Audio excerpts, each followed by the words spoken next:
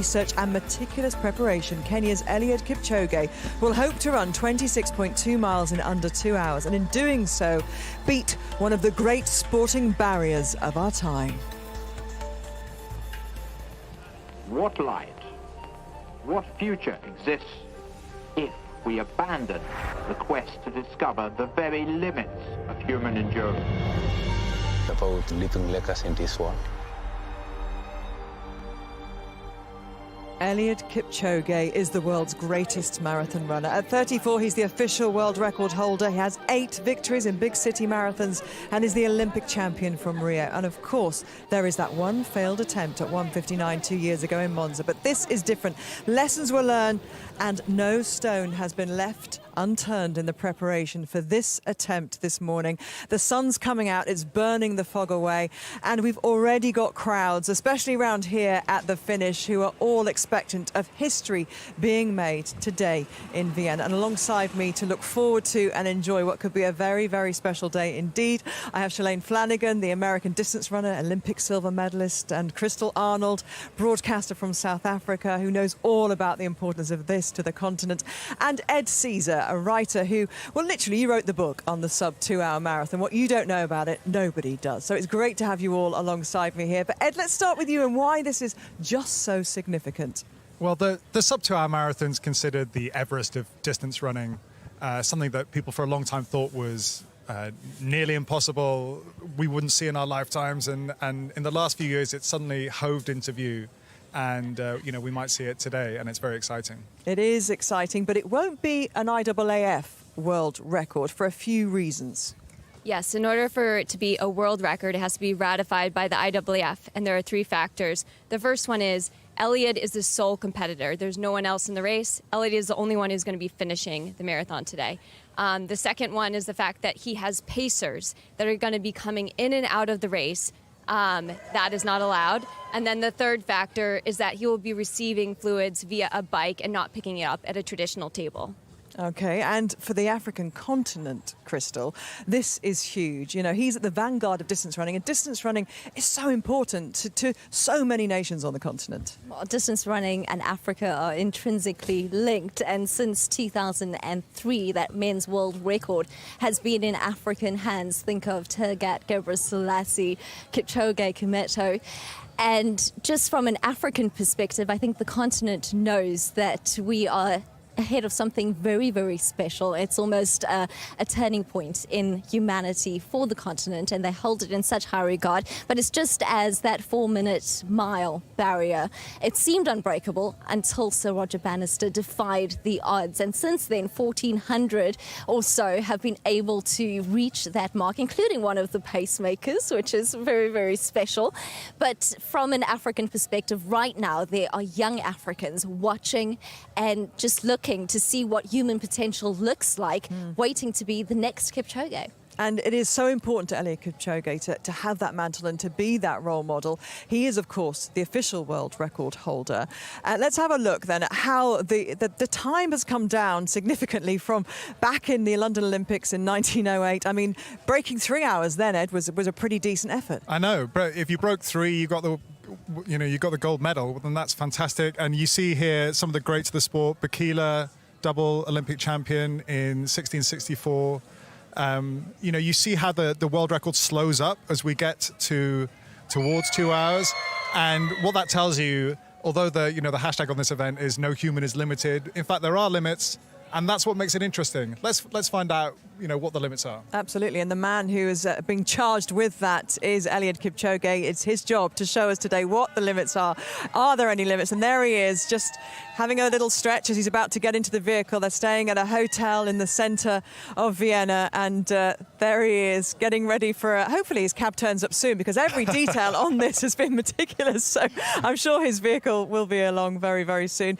There are people who are a little bit cynical about this and saying, well, it's not an official world record, and there's so much technology, so much science, that why should we care? But you can have both hand in hand, can't you? Yeah, one doesn't have to exclude the other. Exactly. There is something artificial about this, but that's because they want to see one guy do what no one else has done before. It would be incredibly hard to achieve this in an open race. And so I think there's room in the sport for both, you know, events like this and also like open races. London Marathon's fantastic, and this is fantastic. Well, it's getting a little bit busy around here with the crowds coming, hoping to bag themselves a really good spot to see the finish. But I imagine down at the start there is a flurry of activity, and Razi Chinyanganya is there for us. Well, thank you, Gabby. I have to say, being about 30 metres from the start line, it's a genuine joy and pleasure to be here as a true lifelong athletics fan. And the fog just adds to the mystique and majesty of what will be a historic event. We've actually got a perfect view here when Eliud and his team arrive. When he gets into that vehicle, as you mentioned, they'll arrive and unload here. And then him and his 7 pacemakers, the initial team, will head over to the start line. And behind the start line is where they'll do their final preparations. But actually, talking of the start line, if you see there are 8 different pieces of masking tape. They've each got a name of an athlete. Now, Eliud will be stood in formation, and he'll be 4th from the left. Now, to his left will be Bernard Lagat, who'll be the captain of that particular formation. Now, he'll take the full brunt of the wind as he runs in. A very, very important job. A 13-time Olympic and world and indoor and outdoor medalist himself. What an incredible amount of experience he's got, and he will need it as he makes his way and they begin up this freighter route there. And no stone has been unturned here. Not only is this a flat course, but even from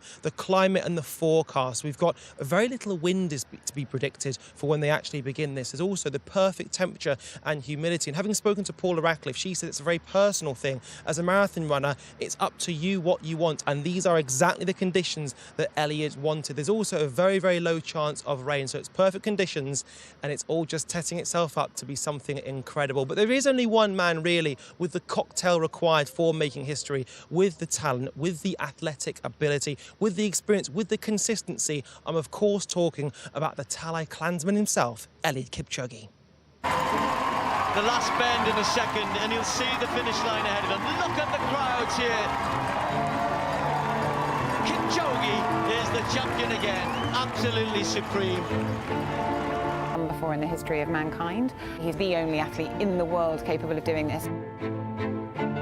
Eliud is the greatest marathon runner of all time. He is 3 times Abbott World Marathon Major World Champion, current world record holder, Olympic champion. He is absolutely the GOAT of marathon running. Eliud is extremely consistent in his life and in his running. He's very disciplined, obviously unbelievable. This is a man that 365 days in a year focuses on just running. He's carrying with him values that all of us in whatever level in our society or in life can learn something from. Eliud said many times, 100% of me is nothing compared to 10% of the group. I totally believe in myself, believe in my technical team, believe in my teammates, believe in my training, and that's what pushes me beyond the barrier. When you see him run and when you see how he glides down the course and his humility as an individual and that mental strength that he has, a very Zen-like character, and that strength will be a key part, especially when it really starts to hurt. And the kilometers, my real thinking is about the right pace, the right time, and I respect the distance. The 159 challenge, it's about making history. It's about leaving legacy in this world. It's about actually giving information to the whole world that no human is limited. And there he is, the Pratishthan roundabout, one of 2 on the course with his team, warming up his final steps before he will make his way to the start. And he is, we'll talk about the pacemakers a little bit later, but he is a figurehead. We've talked about his importance and what this means to the continent of Africa. But we could see even coming through there on his interviews and how he behaves. He's such a calm, contemplating kind of man, isn't he? He's a real ambassador for the sport. And he's much loved on the continent. He's a household name in Africa, revered as the greatest marathoner ever. And just to give you a sense of how the African continent is celebrating this particular moment, just last week there was a special service that was held at St. Paul's Cathedral, University Cathedral, and they dedicated the entire service to him, sang special songs. Even the choir was kitted out in INEOS159 challenge shirts. So all behind him, and right now as we speak, families are getting together, communities are getting together in support of it. One in particular at the primary school where Eliud grew up. There is a massive screen where supporters are just getting behind this special moment, knowing that we're on the precipice of something important, but also to be able to have that celebration and the confidence that this can fall the greatest barrier in human endurance. And you have been out there, Ed. You've trained amongst his training partners. You've seen where he lives. You've seen what he eats. You've seen how he does it. Just explain a little bit for us and put us into that whole environment. Yeah, he keeps things pretty simple. You know, he's a rich man and he lives in a very simple and austere way for 6 days of the week. He's in his training camp. You know, they wash with water from a well. You know, Eliud mucks in with the chores. Like, he is not a prima donna in camp. And they also have huge fun. It's a great atmosphere. You know, there's a lot of banter, and it looks like they enjoy their work. Yeah, because on those pictures we saw there, they were quite quiet. It all looked quite serious. But you've told us, you know, before that this is, you know, a fun environment, and it has to be if you're going to put yourself through what he does. They are spending a lot of time together, and there are the normal hijinks that you would assume would take place when a group of athletes spend a lot of time together. He's won everything. He is the current Olympic champion. He's the current world record holder. But you get the sense, Shalane, that he sees this as transcending the sport. This is bigger than all of those. Yeah, I look at him as the modern day Roger Bannister. He's done everything there is to do in the sport. And this is the last barrier, the 2-hour marathon. This would be the stamp in his legacy. We don't know how many marathons Eliud is going to run. And I think he sees this as his last attempt at going under 2 hours. Well, you can hear the parties really starting around here. The music's starting. The crowds are getting bigger. We're hoping for about 20,000 later today. Down there at the start, Radzi Chinyanganya, no doubt has a similar environment building around him, and he has got with him from the press and communications team, Ryan Goad. I do indeed, Gabby. The atmosphere is very much building here. It has to be said, the mystique and majesty, as I mentioned earlier, is just increasing here and is really setting itself up to be something fantastic. Ryan, as Gabby mentioned, you are from the London Marathon events. Why London Marathon in Austria? So I think it's been widely reported that originally the plan was to hold this challenge in London. It was quickly worked out that London in October probably hasn't got the best weather conditions. So there was a long search to find a suitable venue. Vienna was chosen because it met all the conditions that we were looking for. And then as a London Marathon events team, we were then asked to come out to Vienna to deliver the course and make sure that operationally everything's running smoothly. And with that in mind, the London Marathon is a well-oiled machine. This is the first time it's happened here. What challenges has it given you? Yeah, obviously this is very different to London Marathon. London Marathon has more than 40,000 people running every year. This is just 8 runners out on the course at one time. This is a closed-loop circuit. There's 4 circuits. There's very intricate details around timing. This is a very different project to the London Marathon. We've had an amazing team working on this, you know, for 6 months now. It's been pretty much full on, but we've got, you know, we take pride in being one of the best events management teams in the world, and our teams have really worked hard to make sure that no stone has been left unturned in getting this right for Eliud on the day. And just finally, Ryan, will Eliud do it today? I think he will. Everyone is really positive. We've got great belief in him. We know what we can do. He's won London Marathon 4 times. We believe he can make history.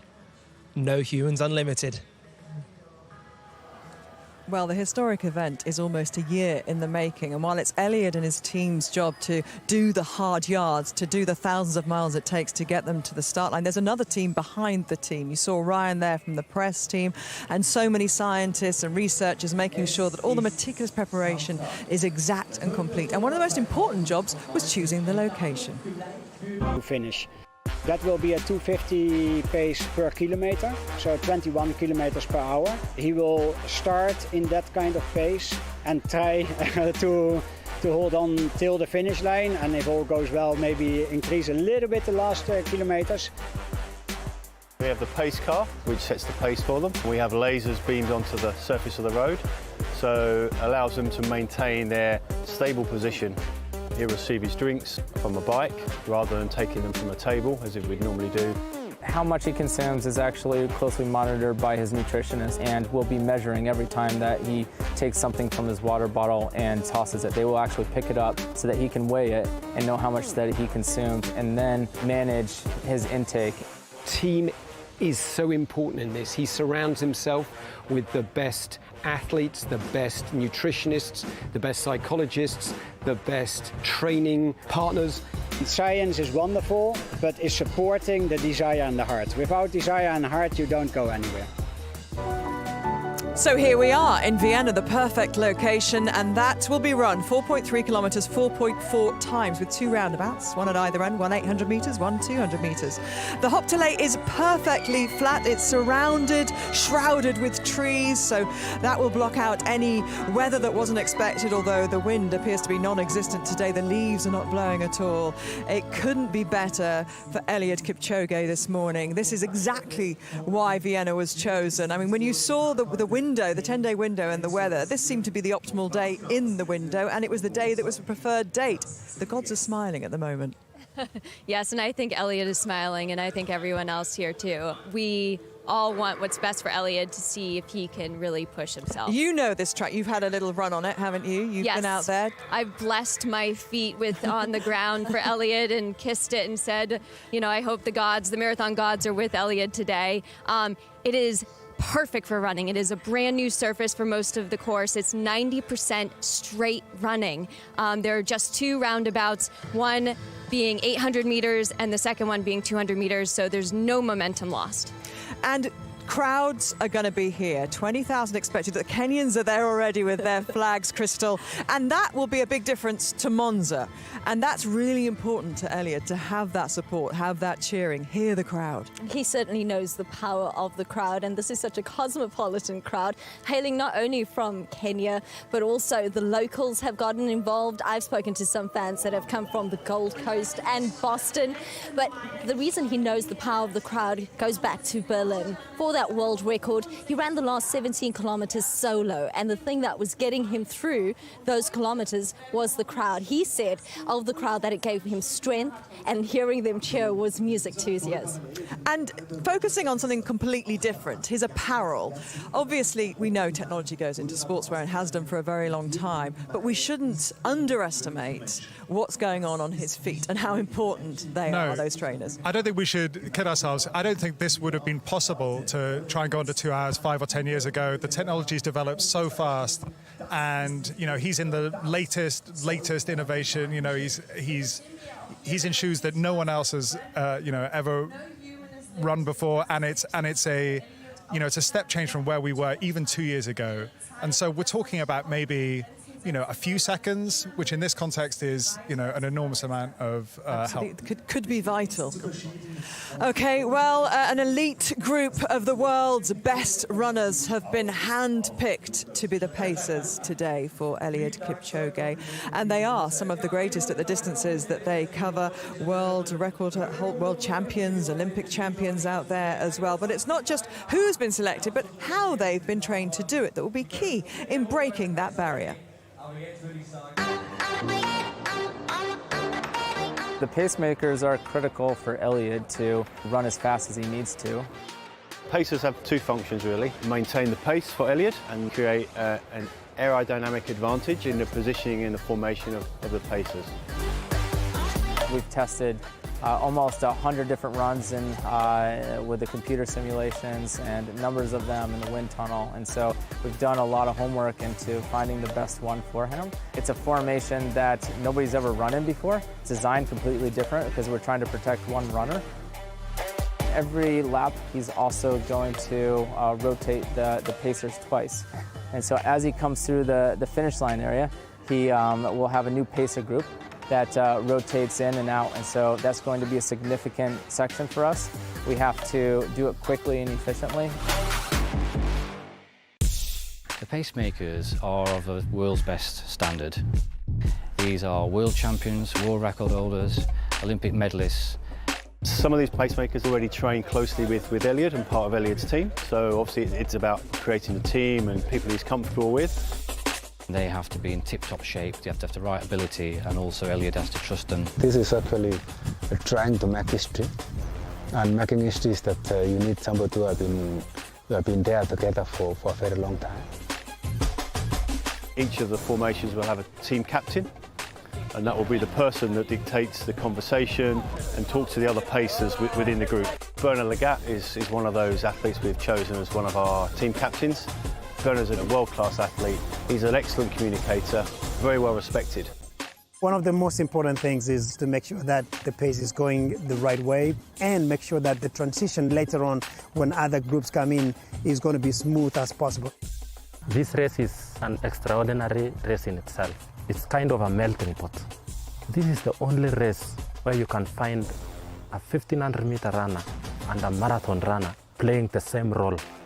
We've worked intensively over the last 6-7 months to ensure that we have every element covered for Eliud in terms of the selected pacers that we've chosen for the attempt. The performance gain for it is huge. It could be the difference between running inside 2 hours and running 2 hours 1, 2 hours 2. Let's talk a little bit more about the formation that the pacemakers will take, because it is a beautifully choreographed thing, isn't it? And it is very innovative, Ed. Yeah, I think it's going to be the most striking thing about this attempt. They're going to run in an open V shape in front of Eliud. So 5 guys, widest at the top, and then 2 guys behind him. And you can see that Bernard Lagat is going to be right in front of Eliud Kipchoge in that formation, and he's going to be taking most of the hit.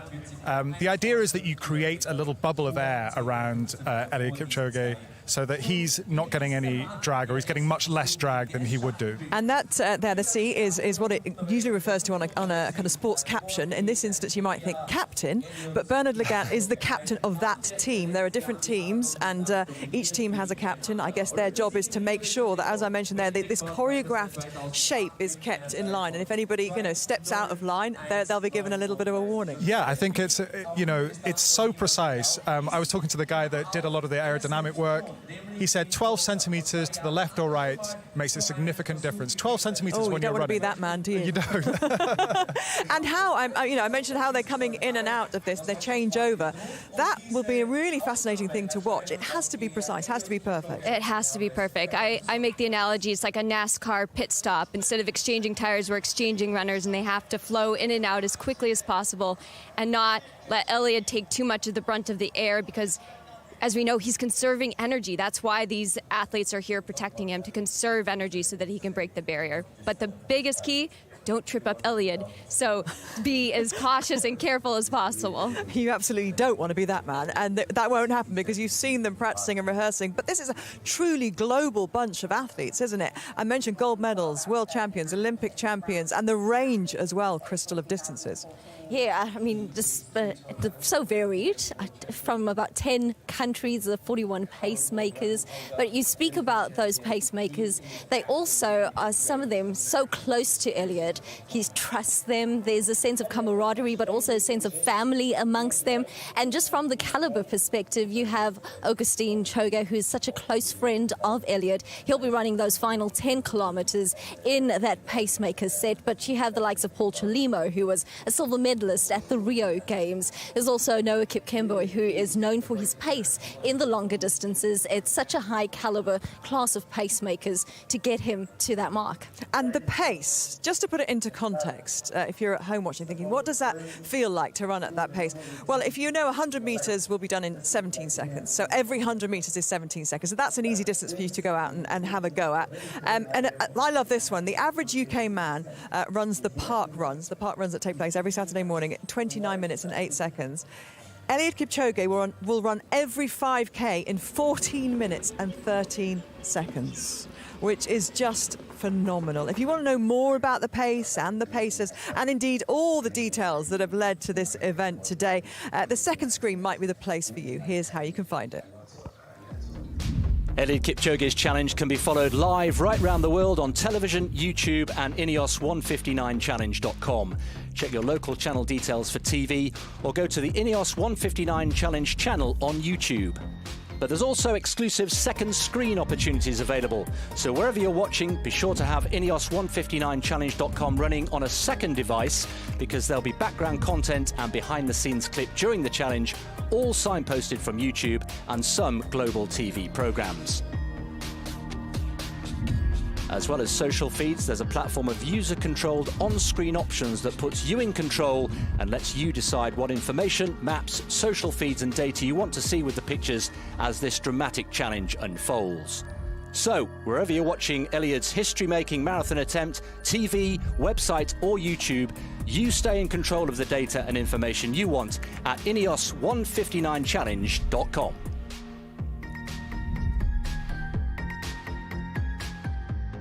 I think the word is interactable. Behind us here, the pace car is looking like it's ready to go. And actually, a lady who jumped on her bike, hot-footed it here, is the CEO of Team INEOS, Fran Miller. Thank you for joining us, by the way, Fran. How are you feeling?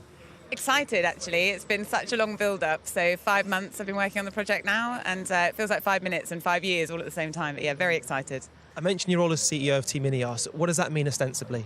So I basically look after the cycling team. So Jim Ratcliffe is the owner of America's Cup team, which is INEOS Team UK, and he recently acquired what used to be Team Sky, and it became Team INEOS in May, and I'm the CEO of that team. So 7-time Tour de France winning team. A pretty successful team. I imagine it's presented a lot of challenges, but also must be a real joy and privilege to be part of this. Oh, phenomenal. You know, I mean, I've done some incredible things in my career, but I've always worked in cycling, so I don't really know much about running. I didn't know much about it when I came in. I know a whole lot more about it now. And yeah, it really is a privilege, actually. The more I've got to hear and know and see what Eliud's like as a man and his achievements so far as an athlete, it's, yeah, it feels like a huge privilege and an immense responsibility. What can you tell us about the fog? I was slightly surprised to see this. Were you surprised? No, I wasn't, because we've actually been working on forecasting, obviously, for the last, well, really, really detailed for the last 2 weeks. Then we came into 1 week long-range forecasting. And then as of 3 days ago, we went into the local, very high-resolution forecasting. And we've been working with a Vienna-based meteorologist, actually head of the Vienna Met Office, who last night broke the news to us. Well, yesterday afternoon at around about lunchtime said, I think it's going to be foggy, which is one of the reasons we've pushed the start time slightly. And just finally, what will determine success today from a performance standpoint? I think from a performance standpoint that Eliud gets out onto the start line and feels that he has absolutely everything in place, that there's been no stone left unturned, that he feels comfortable, confident and ready to put the best performance of his life in, and that he crosses that finishing line feeling that that's what he's achieved. And will he do it? I believe he will, yeah. So do I. Gary, what do you reckon? We shall see, Razzie. I know one thing for sure. This guy here is not going to be able to do it. That is the track, which is along the course, and it is available for the public to have a try. That's the pace that Eliud will be going. And that poor guy there, well, he didn't even manage to do a few steps on it. That is how quick it's going. The clock is ticking down. You can see the clock in the corner of the screen there. The final preparations are underway. And in just under 30 minutes, isn't it?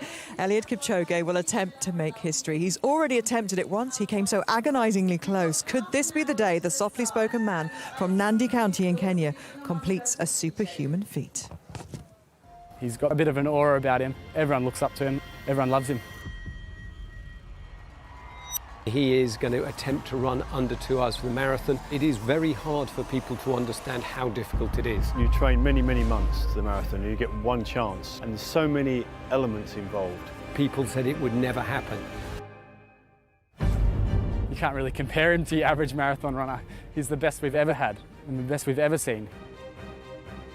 In 2017 in Monza, Eliud attempted to break the 2-hour barrier. He almost did it, and he ended up with 2 hours and 25 seconds. He actually believed 100% that he was going to do it. So this time, it is not him convincing himself that he can do it, but he knows already inside himself that he is able to do it. The mindset is critical to handle the pain. This is a brutal challenge. Something that the world has said hasn't been possible. It's very hard to maintain a consistent high-level pace. It's a fight.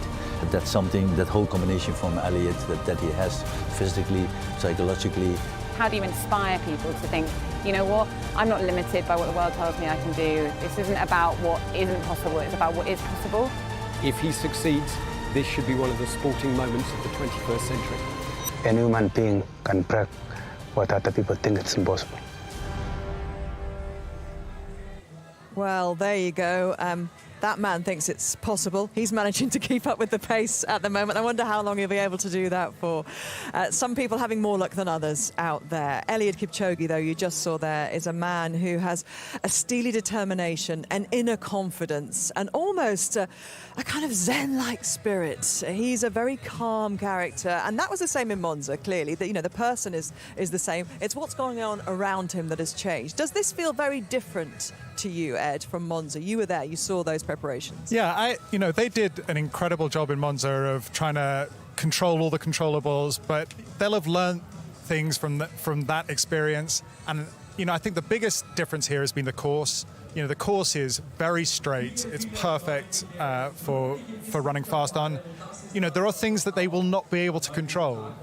What happens in an event like this? There are human carbon-based life forms involved, and things can go wrong. So you can control most things, but you can't control everything. Absolutely, and you have to have, what he has inside, which is that determination, that will, that confidence as well. It's what's between the ears that is going to be the difference today, Shalane. I think the biggest factor today is the confidence that he has built. In Monza, he proved he was only 26 seconds away from achieving the sub-2, and then he went on to break the world record.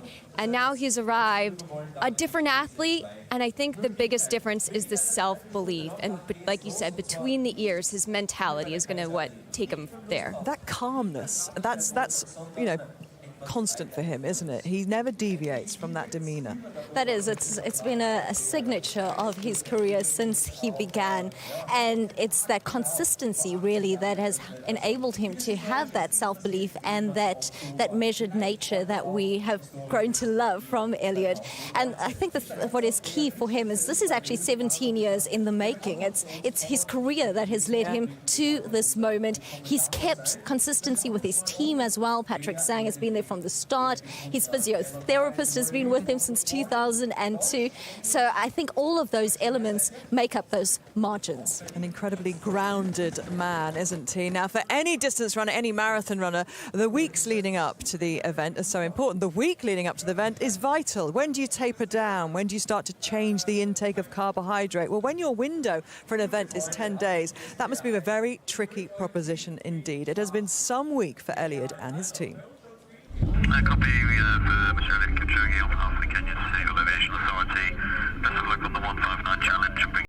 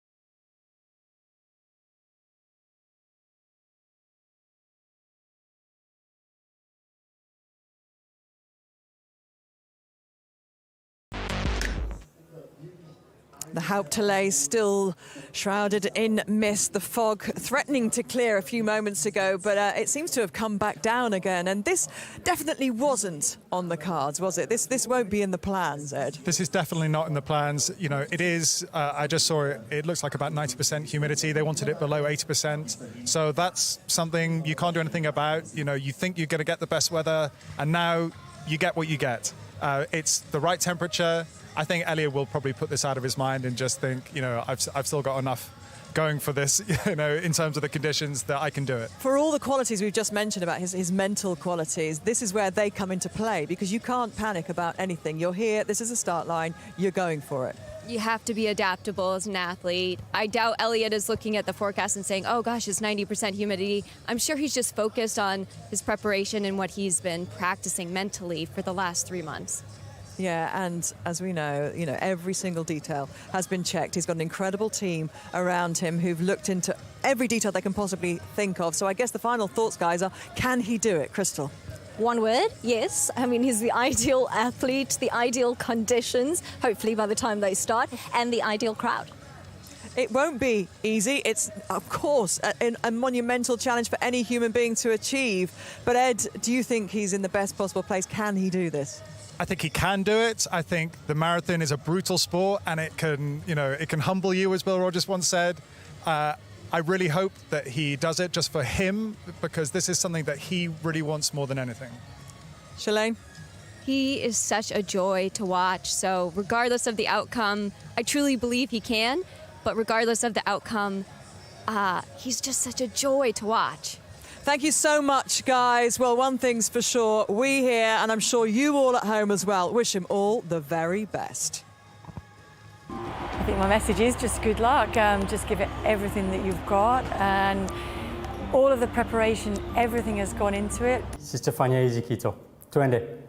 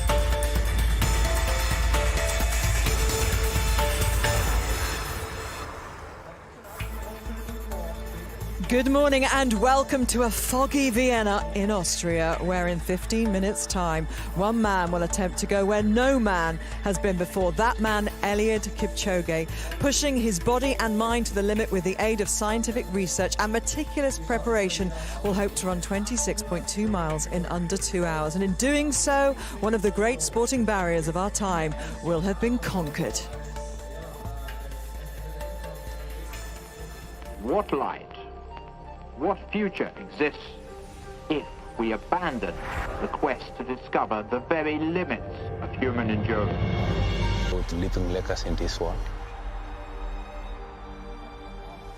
Eliud Kipchoge is quite simply the world's greatest marathon runner. At 34, he's the official world record holder, has 8 victories in big city marathons, is the Olympic champion from Rio. And of course, there was that one failed attempt at 1:59 2 years ago in Monza. But this is different. Lessons were learnt from Monza, and no stone has been left unturned in the preparation for this attempt at running a marathon in under 2 hours. You can see behind me, the crowds have been here for a few hours. They want the vantage spot because up there, they're hoping that when he crosses the line, the time will start with a 1. You can see alongside me, I have an international panel of experts to reflect the international nature of this event. Shalane Flanagan is an Olympic silver medalist distance runner for the USA. Crystal Arnold, a broadcaster from South Africa, knows all about the significance of this to the continent. And Ed Caesar, quite simply, wrote the book on it, the sub-2-hour marathon, of course, I'm talking about. Ed, the scale of this event for one man is just huge, isn't it? The detail and everything that has gone into it. If I were Eliud Kipchoge right now, I'd be a little nervous. There are thousands of people who have just focused on his performance in this race. And if he does it, it could be incredible, the Everest of distance running. Absolutely. And of course, this is a record which won't be an IAAF record, but is so significant to running, isn't it? It really is up there in terms of a 4-minute mile type moment. He is the modern-day Roger Bannister. This is a huge moment, but it won't be ratified because there are 3 factors. Factor number 1 is that he is the only competitor. Number 2 is that he has pacers that are going in and out of the race, and then he's being handed fluids as opposed to picking up from a table. And of course, for Africa, this is massive. Distance running is absolutely the sport that everybody follows. It's what everybody wants to know about, and he's at the vanguard of that. Yeah, distance running is intrinsically linked to Africa. Africa's dominated. I mean, since 2003, the men's world record has been in African hands. And I think that the continent knows that they are on the precipice of a human-changing event. It's a moment that is being celebrated right now in the continent. Just to give you an idea, last Sunday, multiple church services in honor of Kipchoge, with songs being sung by choirs who had shirts that said 159 INEOS Challenge. And right now, a particularly special event in the primary school in the village where Kipchoge grew up is actually a massive screen. They're watching us right now, getting ready to celebrate this monumental, historic moment. Well, he is an absolutely complete athlete, a superb athlete. But it's not, of course, just Eliud Kipchoge. He's just at the front of a huge team behind him. And 4.4 kilometres away, down at the start, Radzi Chinyanganya is with the man who has been the inspiration for putting all of this together, Sir Jim Ratcliffe. I am indeed, Gavin. We've been talking about how excited we genuinely are for this. The guys seem ready. This is special to Jim. Yeah, super special. Yeah, I think Eliud's very up for it. He had a good night's sleep, and I've just met him, and he's looking very cheerful. Yeah. How did this all come about, by the way? Because without you, this wouldn't be happening. Well, I've always been interested in running, and it's obviously it's one of those great sports, and something that everybody does. And we were on a motorbike trip in South America, having a beer, and was sort of talking about things really, and it popped out of the conversation. And, well, the result of that is a sense of unity, because seeing the guys here, I'm an athletics fan, it's very rare that you see guys come together. Just over the fence there, we saw the guys come together, and I think they were all praying together. There's a real sense of unity here. Yeah, and I think it's very unusual for all the runners. I've met quite a few of the pacers, and they're really buzzed about this, this whole challenge. But it's unusual for them because, of course, normally it's a solitary. They're running for themselves. It's a solitary sport, not like cycling where they cycle in a group and they eat together and they cycle with the same team. So, I mean, it's almost a different sport for them to all come together and work for a common cause, and they're all really excited about it. And of course, in addition to that, Eliud is a really nice guy. So he's they all like him. So they're all completely committed to getting Eliud through this, this remarkable challenge. And I was just saying before we came on air that I certainly wasn't around in 1968 when Jimmy Hines broke the 10-second barrier for the 100 metres, but we will hopefully be around to see history happen here. What would it mean to you? Oh, I think it'd be. I mean, it's the last great barrier in athletics. I think really, we've had the 4-minute mile and 10-second 100 metres, but the 2-hour marathon is just. I mean, it's unthinkable. I think it's superhuman to be able to run at that pace for 42 kilometres. 2 minutes 50 per kilometre for 42 kilometres is superhuman in my book. It really is special. Thank you for your time. I won't hold you up anymore. You said you want to be watching the start, and we're not going to miss it. I do. Thank you. Cheers. Yeah, it's a real passion for Jim Ratcliffe, and he knew putting this together after he'd met the man himself that there was only one athlete who had the experience, the knowledge, and it was so perfectly poised and ready to do this and make an attempt today, his second attempt, and that man is Eliud Kipchoge. Kipchoge is the champion again, absolutely supreme. It's been done before in the history of mankind. He's the only athlete in the world capable of doing this. He is 3 times Abbott World Marathon Major World Champion, current world record holder, Olympic champion. He is absolutely the GOAT of marathon running. Eliud is extremely consistent in his life and in his running. Very disciplined, obviously unbelievable. Carrying with him values that all of us in whatever level in our society or in life can learn something from. Eliud said many times, 100% of me is nothing compared to 10% of the group. My technical team believe in my teammates, believe in my training, and that's what pushes me beyond the barrier. The 159 challenge, it's about making history. It's about leaving legacy in this world. It's about actually giving information to the whole world that no human is limited. What's clear, Shalane, is that Eliud's desire to achieve this almost transcends the sport. He's got the gold medals, he's got the world record. He would like to win another Olympic game, but he's done that already. He understands that this is something that will leave a legacy like no other. Exactly. This is his stamp in his legacy. He's done everything else there is to do in the sport. And I think he wants to inspire the future generation, and this is his platform. And what does the athletic community think about that? I think everyone's inspired. I mean, when you're in the presence of Eliud, you just feel his presence and his inspiration, and his running just speaks for itself, and everyone wants to be like Eliud. The progression of the marathon, obviously he's the man that holds the world record, but when you look back to the early part of the last century and you see it come down from just under 3 hours to where we sit now, people will say, well, what next? How far can it go? Are we at the edge right now, Ed? I think physiologically, we are pretty close to the edge. When you look at the screen and you see how those times have come down, you see it slowing up as we get towards 2 hours. And that's because, the best athletes are not reaching the edge of what's actually possible. So, yeah, we're close. Let's just see how close. Absolutely. Even if it's a few seconds underneath, it will be a remarkable achievement. Now, for any distance runner, any athlete, the week leading up to your event is vital. The weeks leading up are vital, but it's that tapering down, when to change your carbohydrate intake, all of those things. When you don't know exactly when your race is going to happen, well, that must throw things into chaos for any team. Not this team, of course. Today was the preferred date, and the weather gods collided, and they decided, yes, it was going to be Saturday the 12th, but it has been a really interesting week since they left Kenya. Copy for Mr. Eliud Kipchoge on behalf of the Kenyan Civil Aviation Authority. Best of luck on the 159 challenge.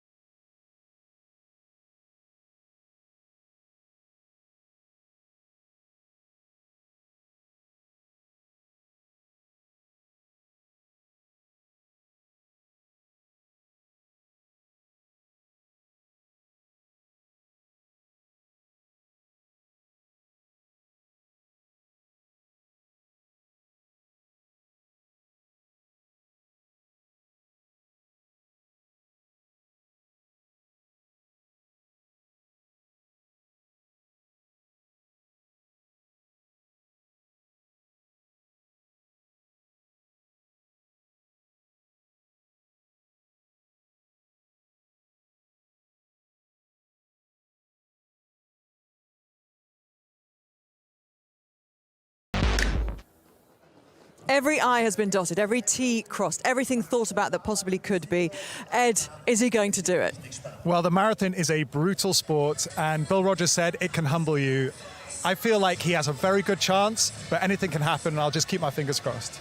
And the weather, the fact that it's foggy today, Shalane, a little bit foggier than expected, you know, it throws another little doubt maybe into the minds. And this is not a foregone conclusion. No, I hope the marathon gods are smiling down upon Eliud today. He is such a joy to watch, but I think the factors of the weather, I don't think is going to play into the actual result. So, dying to see how the formation works, how the technology works today. It is going to be a fantastic watch. I'm going to hand you over now to our commentator, Chris Dennis.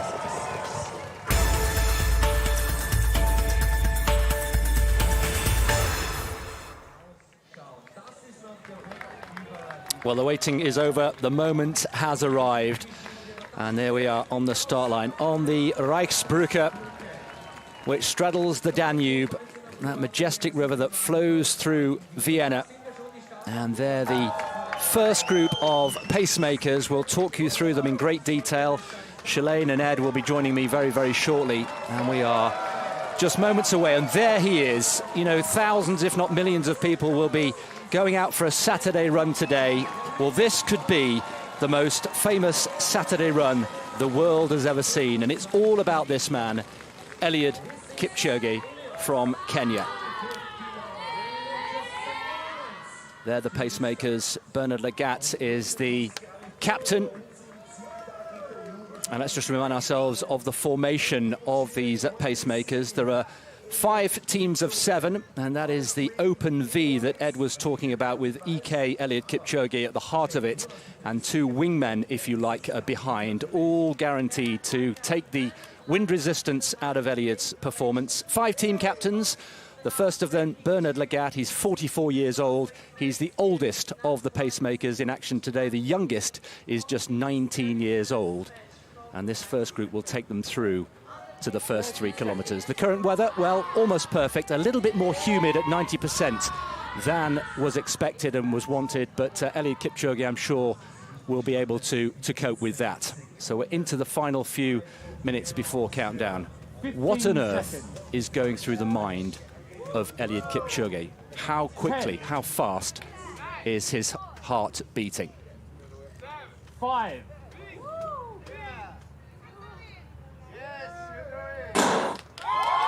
We have liftoff. Apollo Kipchoge is up and away. And the challenge, very easy to say, to run 26.2 miles, 42.2 kilometres in under 2 hours. Very easy to say, rather more difficult to achieve. And they're on their way on the Reichsbrücke, travelling over the Danube, and they will be heading into the Prater very, very shortly indeed. Shalane and Ed have joined me in the commentary box. And Shalane, former winner, of course, of the New York Marathon just, 2 years ago. In these early kilometres, what's most important for Eliud? Right now, Eliud is just completely relaxed. He is just in a state of flow. He's just locking in to the pace. Really, no mental energy is going to be wasted right now. It's almost kind of trying to fall asleep a little bit. He's just looking at the back of his pacers, looking at the back of specifically Bernard Lagat right there. They've been practicing all week, these formations. He's very familiar with these guys. He's very comfortable. So he's just finding his rhythm, settling into pace, turning off the brain, saving all that mental energy for when it really starts to get tough and hurt, which is inevitable in the marathon.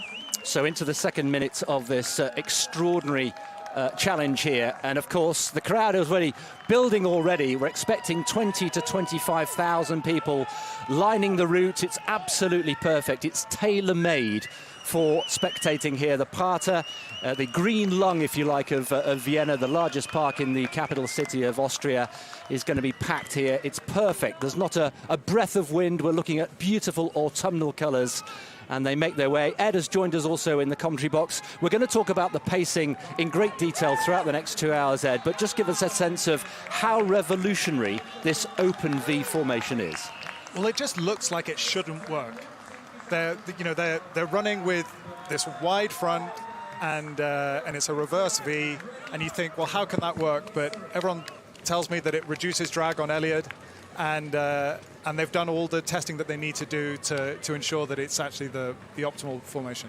2 men behind, of course, as we've said, and we'll introduce you to the new teams as they come and go.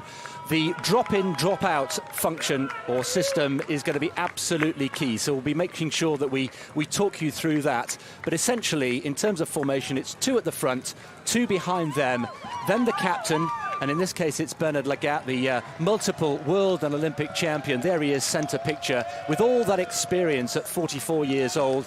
Eliud, of course, in the white, right at the heart of it, and then the 2 wingmen behind. And the way they come in and out will be absolutely key. Shalane, the magic figure of 250-something has been achieved. It means they're through the first kilometre. Yeah, it's, I mean, they look relaxed like they should, right? They look amazing. Absolutely fantastic. Now, here we go. Look, the first kilometre completed, 41.2 to go. The speed at which they are travelling is quite extraordinary. We saw before the race started, the challenge started, the treadmill with various people trying to have a go. And I have to say, Ed, I'm sure you're the same. I've actually been on a treadmill at sub-2-hour marathon speed. I lasted about 40 seconds. They had a couple of people standing behind me at the back to make sure I didn't fall off. It's going that quick. Shalane, let's talk about all the ingredients that need to go into producing this phenomenal feat. A lot of people, including Haile Gebrselassie, have likened it to a recipe, if you like, for making the perfect cake. And I know you've written a couple of cookery books yourself. So let's just talk over the next couple of hours about the various ingredients we need to make sure that this perfect cake, this sub-2-hour marathon, is achieved. And I guess the first thing we need to talk about is the main ingredient, a world-class athlete in tip-top condition. So, as an athlete, what makes Eliud so special? Well, I look at Eliud, and his career started as a track athlete. He has this background and pedigree of being a phenomenal track racer. I believe he's run about 12:48, I believe, in the 5K. He has won 11 of his 12 marathons. He's run London 4 times, Berlin 3 times. He's won the 2016 Rio Olympics. He has every accolade there is to his name, and this is really the last barrier for him.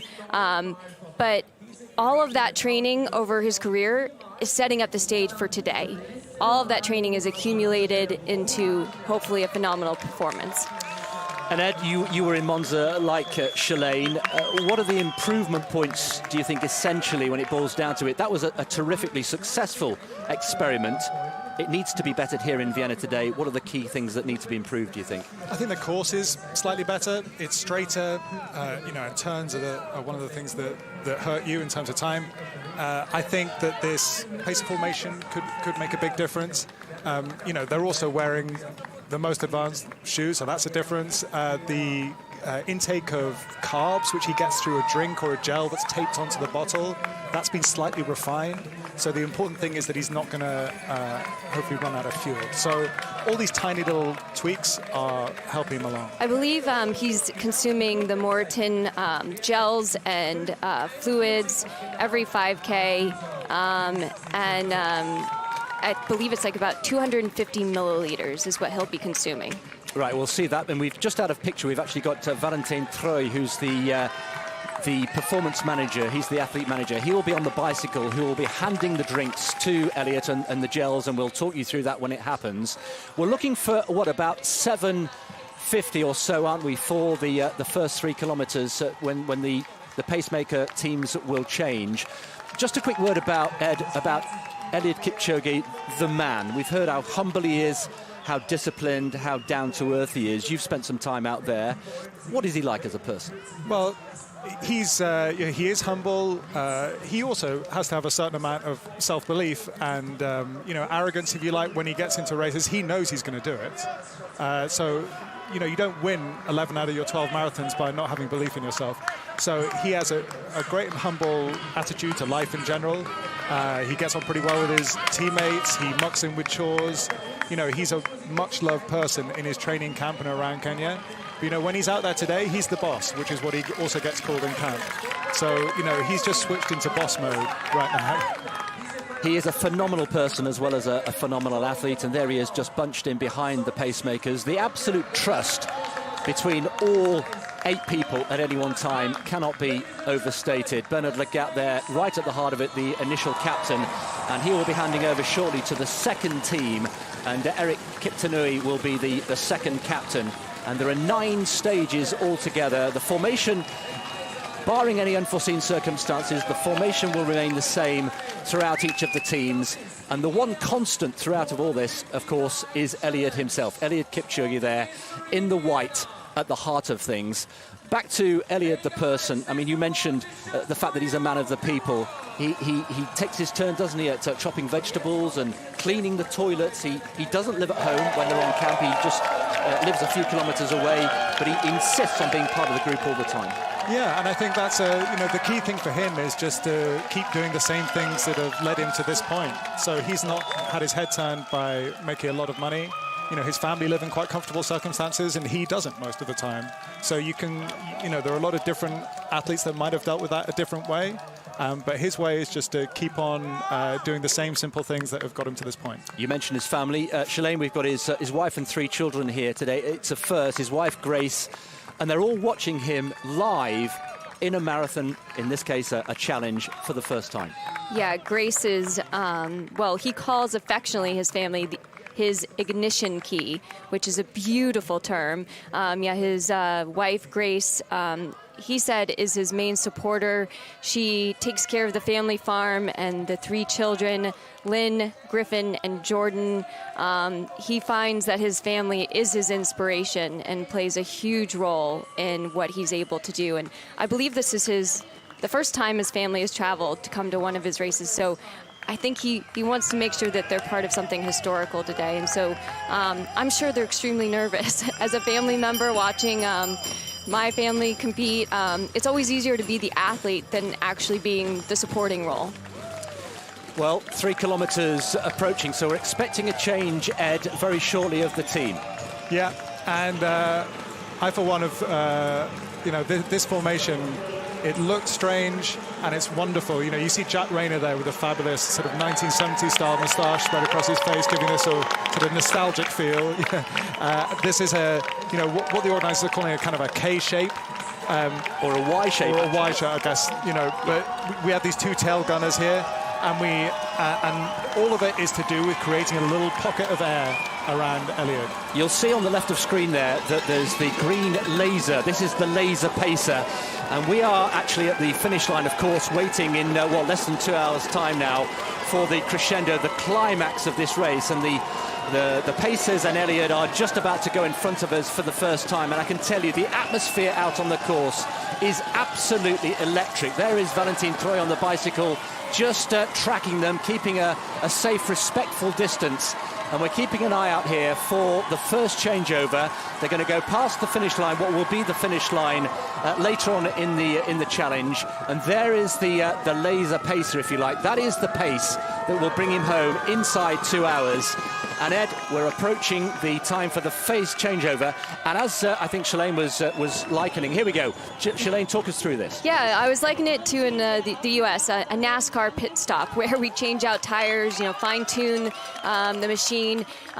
Same thing goes here for Eliud. He's switching out and getting fresh runners that are hopefully smoothly transitioning into formation so that Eliud can just draft and conserve as much energy as possible. Well, you can see there Bernard Lagat just giving a little hand clap, and he just peels away.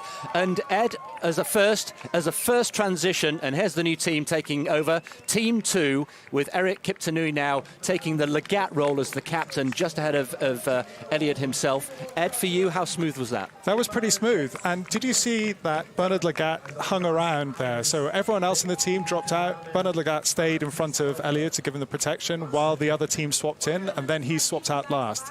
Shalane, just talk us through 1 or 2 of the highlights of this second team here. Paul Chimino in the group. So Eric Kipchoge, though, he is taking a brunt of the work today. He's going to be doing the 2nd, 6th, and 8th transitions.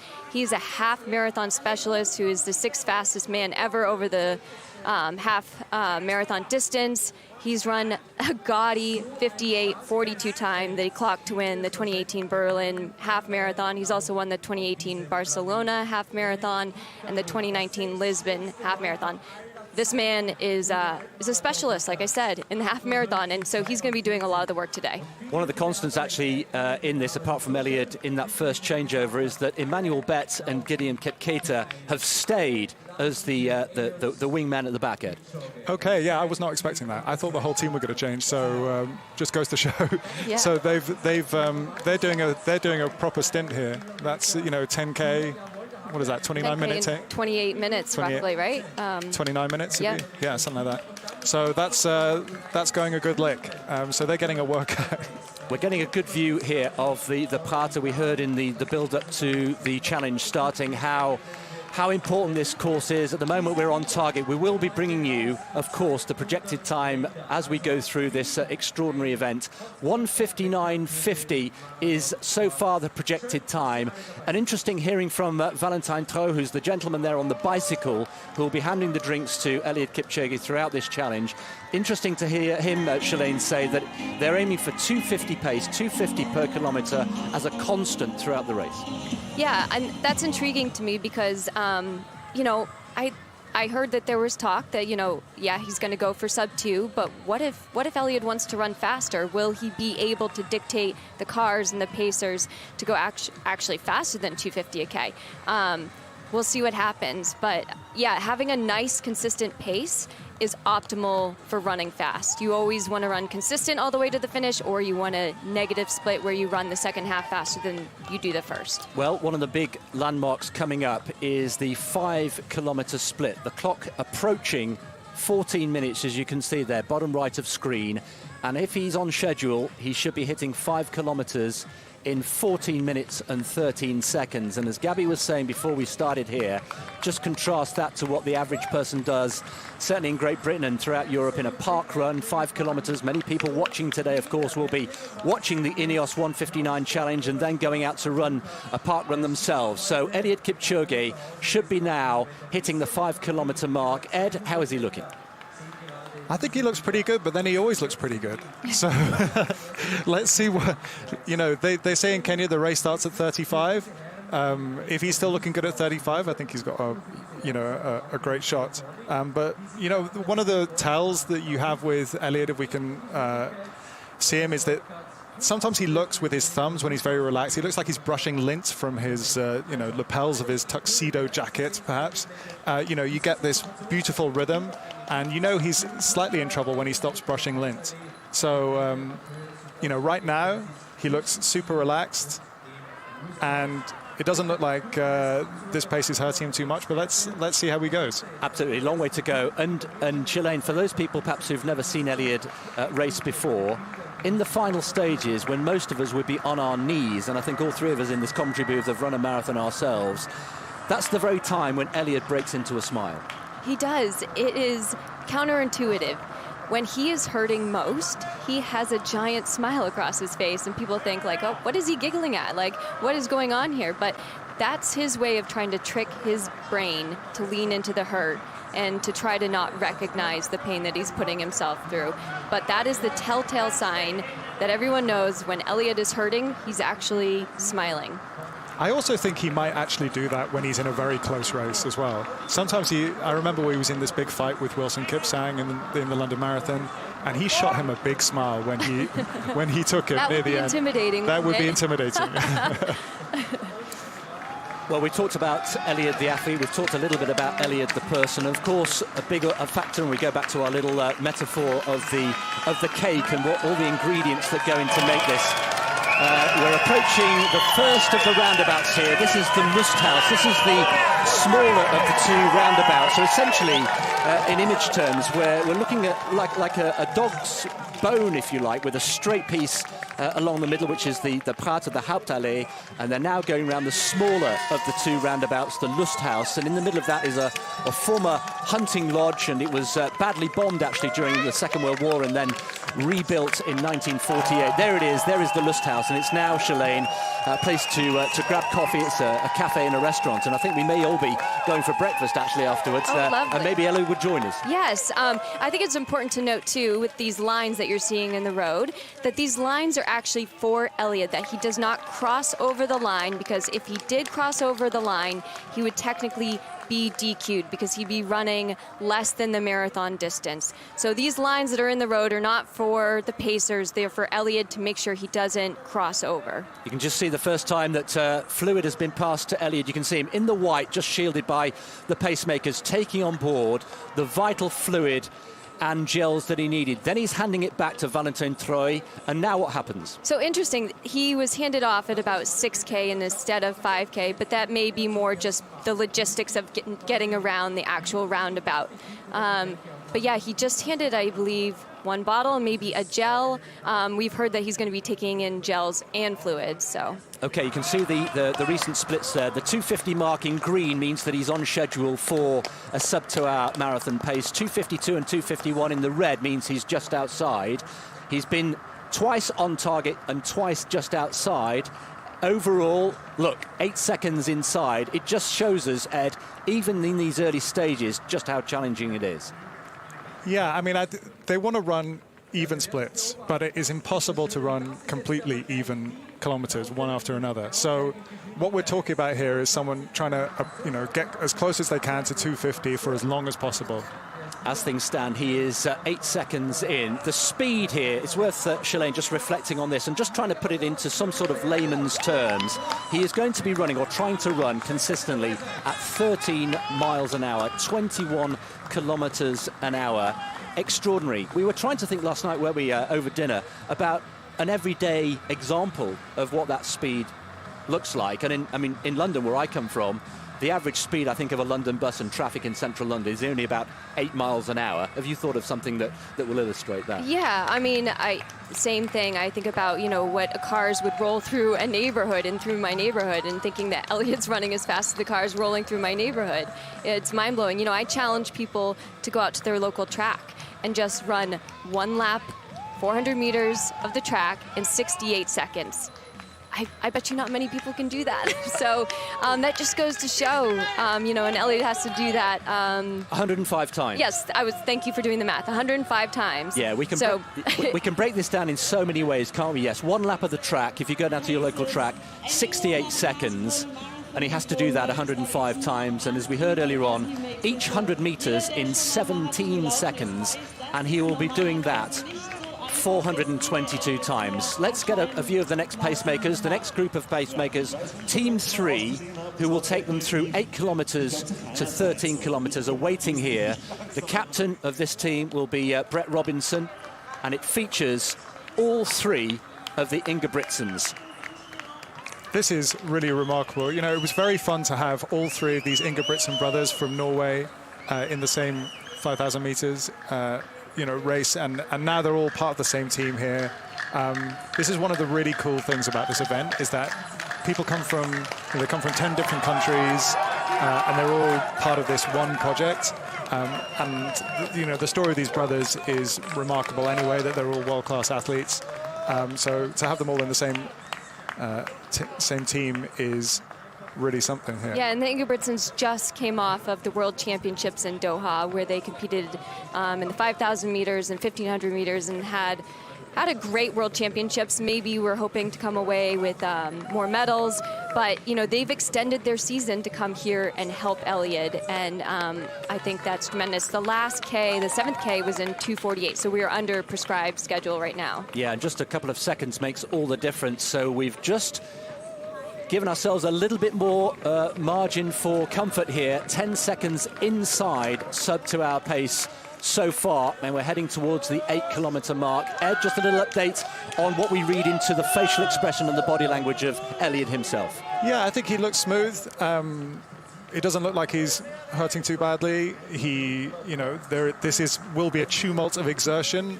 There's just no other way to look at it. He's going to spend 2 hours working really hard, but what he's trying to do is tamp down those feelings. Shalane has actually done this, you know, at a professional level and won big marathons. And I wonder what it actually feels like when you're in this situation. Yeah, these early stages, I'm thinking all about conserving energy because it's inevitably going to get hard. But you're always hoping that you're having an on day and that the hard doesn't get hard to the very end.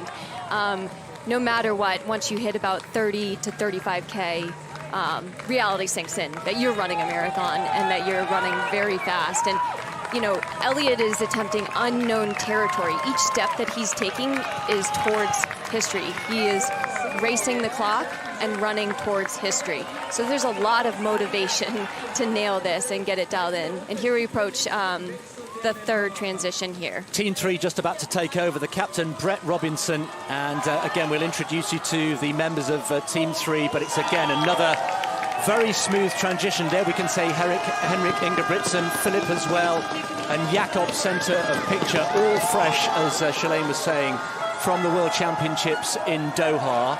Again, marks out of 10, Ed, for that transition. I think that one was the best one yet. Agreed, that looks so smooth. You know, it could be the fact that three brothers are so accustomed to running together, but that looked really smooth. And the crowd appreciated it as well. You can hear them tapping on the sides there, absolutely fully dialed in. So let's introduce you to this new team. Team 3, remember there are 5 teams in total, and we've not got 1, but 2, but 3 Ingebrigtsen. Shalane, just pick out 1 or 2 of these for us. Well, so Brett Robinson actually is the team captain. He's the Australian. Oh, Henrik.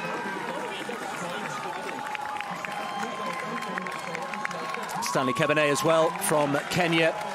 There are 15 Kenyans across the 41 pacemakers. There is Philip Ingebrigtsen as well, the middle brother, and Jakob as well. Jakob is the youngest of the 3 Ingebrigtsen brothers. And then we also have Brett Robinson, who I said is the team captain. He's from Australia. It's quite a collection, isn't it?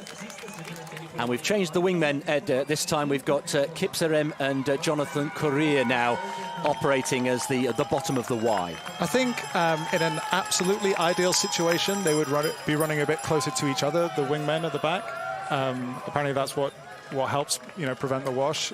But, you know, I think everything looks pretty good here, and I think the main thing is that Eliud stays quite close to the guy that's in front of him, the captain. I think that's the kind of key part of this formation. Well, let's hear from one of the pacemakers. Let's hear from Emmanuel Bett, who's been talking to our reporter Kristen Arnold. Emmanuel, that formation, why does it work so well? That formation is very excellent because when we go in that V shape, it really assists Eliud, and it gives the pacers to attain the 250 mark per kilometer. So I think that strategy is very nice, especially towards the target of 159.59. Yes. Have you given Eliud the best possible chance at the start? Exactly. I hope everything will go well. Yes. So I have confidence the way he was running, because I was looking from behind. If it goes, everything goes like that. Excellent. 159.59 will be capable. And how smooth was that first transition? It was nice. Everything was in order. It was organized. The pacers are really catching up with the formation. Yes, exchange formation. Emmanuel, thanks for chatting to us. Go and recover. Thank you too. Thanks. Bye-bye. Bye-bye, Emmanuel. Yes, his work is done for the day because he took on the first 2 teams and was one of the two wingmen. So Emmanuel Bett has done a great friend. There we've just got a great shot of the Hauptallee, the main stretch. And it's worth just reiterating, Shalane, that 90% of this entire course is flat and straight. Yes, you couldn't ask for a more flat and straight road, and that is prime for fast running. Anytime you have to make turns is when you actually are slowing down, so they've minimized the amount of turns. The target time holding up pretty well. We've been hovering between 8 and 10 seconds inside sub-2-hour pace. So far so good. And Ed, the next real milestone will be the 10-kilometer mark, and sub-2-hour pace would put him in, what, 28.26? Yeah, which is a pretty tidy 10K. and he's got to do it 4 and a bit times. Do you mind me being rude and asking what your best 10K time is? My best 10K time is 37:22, I think.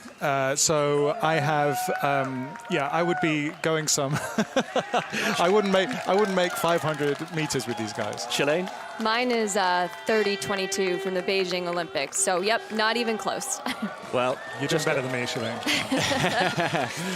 Yeah. So approaching 10 kilometres, we'll be there in, what, a minute and a half. And just a word about this wonderful Hauptallee. You can see there the chestnut trees that line. It provides a natural protection, doesn't it? As well as being highly beautiful, particularly at this time of year. But any sense of any wind is really protected by these wonderful chestnut trees. The Prater Park, they call it the lungs of Vienna. Yeah, I think the that's green such lungs, a beautiful term.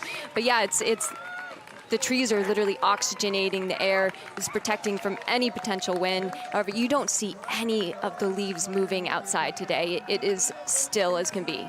I feel like with the fog and the leaves on the turn, and we're in Vienna, it feels like a kind of Cold War thriller. It's got this feeling of sort of mystique about it today. Like yesterday was this gauzy sunshine, and it was very beautiful. A lot of families out in the park and people running up and down the Hauptallee, and today feels like there's something going on. Mystical, yes. Well, we've got the Riesenrad, which is the Ferris wheel. We may get a glimpse of that at some point during this challenge, but that's at the far end, and that's the iconic Ferris wheel that appeared in The Third Man, written by Graham Greene. So there's historical references all around this course, and hats off to the research team who scoured the world. We heard at one point that perhaps London was being considered as the main venue to hold this challenge, and as we've heard, no stone was left unturned in terms of searching for the ideal venue. I think we can see today that they've got it spot on here in Vienna. It really is the most naturally appropriate venue for this. Just have a moment here to think about how good this looks. Take away how fast they're running. These guys just look incredible, especially when you get that, the front-on shot, and you see these guys running so fast, 13 miles an hour, and the kind of ease in the stride. I think, Philip particularly and Jakob look so good when they're on the... They make it look so easy, don't they? But reality is they've worked so hard to make it look so easy. They've just upped the pace a little bit. We're actually 13.3 miles an hour. And we should also say that we've mentioned how world-class all of these pacemakers are. Just a sense of privilege to be included and invited to take part. You really feel that from the chats we've had with the pacemakers. Well, they definitely are here because they want to be here. No one's forced them. They're here, they're here because they wanted to be involved with this. And I remember from Monza, that feeling afterwards, it was a near miss. There was still kind of a party atmosphere. Oh, for sure. When he finished, I don't know if you remember, but they lifted Eliud and carried him on his shoulders. They all idolize and look up to Eliud, and I think they look at this as a chance to be a part of history today. And, it's a beautiful opportunity to help someone that we know can transcend our sport. One of the things about it is, I think, we touched on this a few times, Eliud is part of a team. He does train with other people. But when it comes down to it, you start on the on the start line and you're on your own. This feels more like a kind of Ryder Cup moment, or it's a team moment in a sport that doesn't normally have teams. Yeah, so they're looking to be a part of something bigger than themselves today. And also quite fun to run. You don't want to be the guy that messes up, but also quite fun just to run with nothing personally on the line for you yourself. You're just running for someone else. I think actually that might be quite of a stress relief. It is. It's a thrill. It's nice to have that motivation to run for someone else and really allow them to fulfill their dreams because you helped out. That's a great feeling. Well, they're going round the second, the larger of the two roundabouts. This is the Praterstern, which is at the northern end of this dog bone that we've described the course as. And the crowds, again, really thick, several deep on all sides. And I have to say, here on the Hauptallee itself, the atmosphere is absolutely electric. We're going to bring you the latest splits per kilometre as soon as we can. But so far, so good for Eliud Kipchoge. Through 10 kilometres on sub-2-hour pace. And if you're just joining us here and wondering what's that funny laser green line, that's the line that is guiding the pacemakers on sub-2-hour pace. That will get them inside 2 hours on 1:59.59, or even better, we hope, Shalane.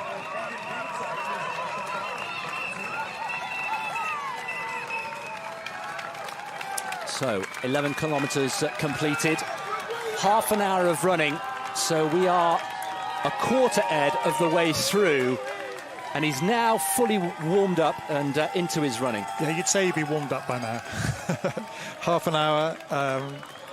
I mean, all he's hoping for the first 3 quarters of this is to keep on schedule. You see sometimes the kilometre splits drift out for a kilometre, then they come back. I think he won't be too worried about that.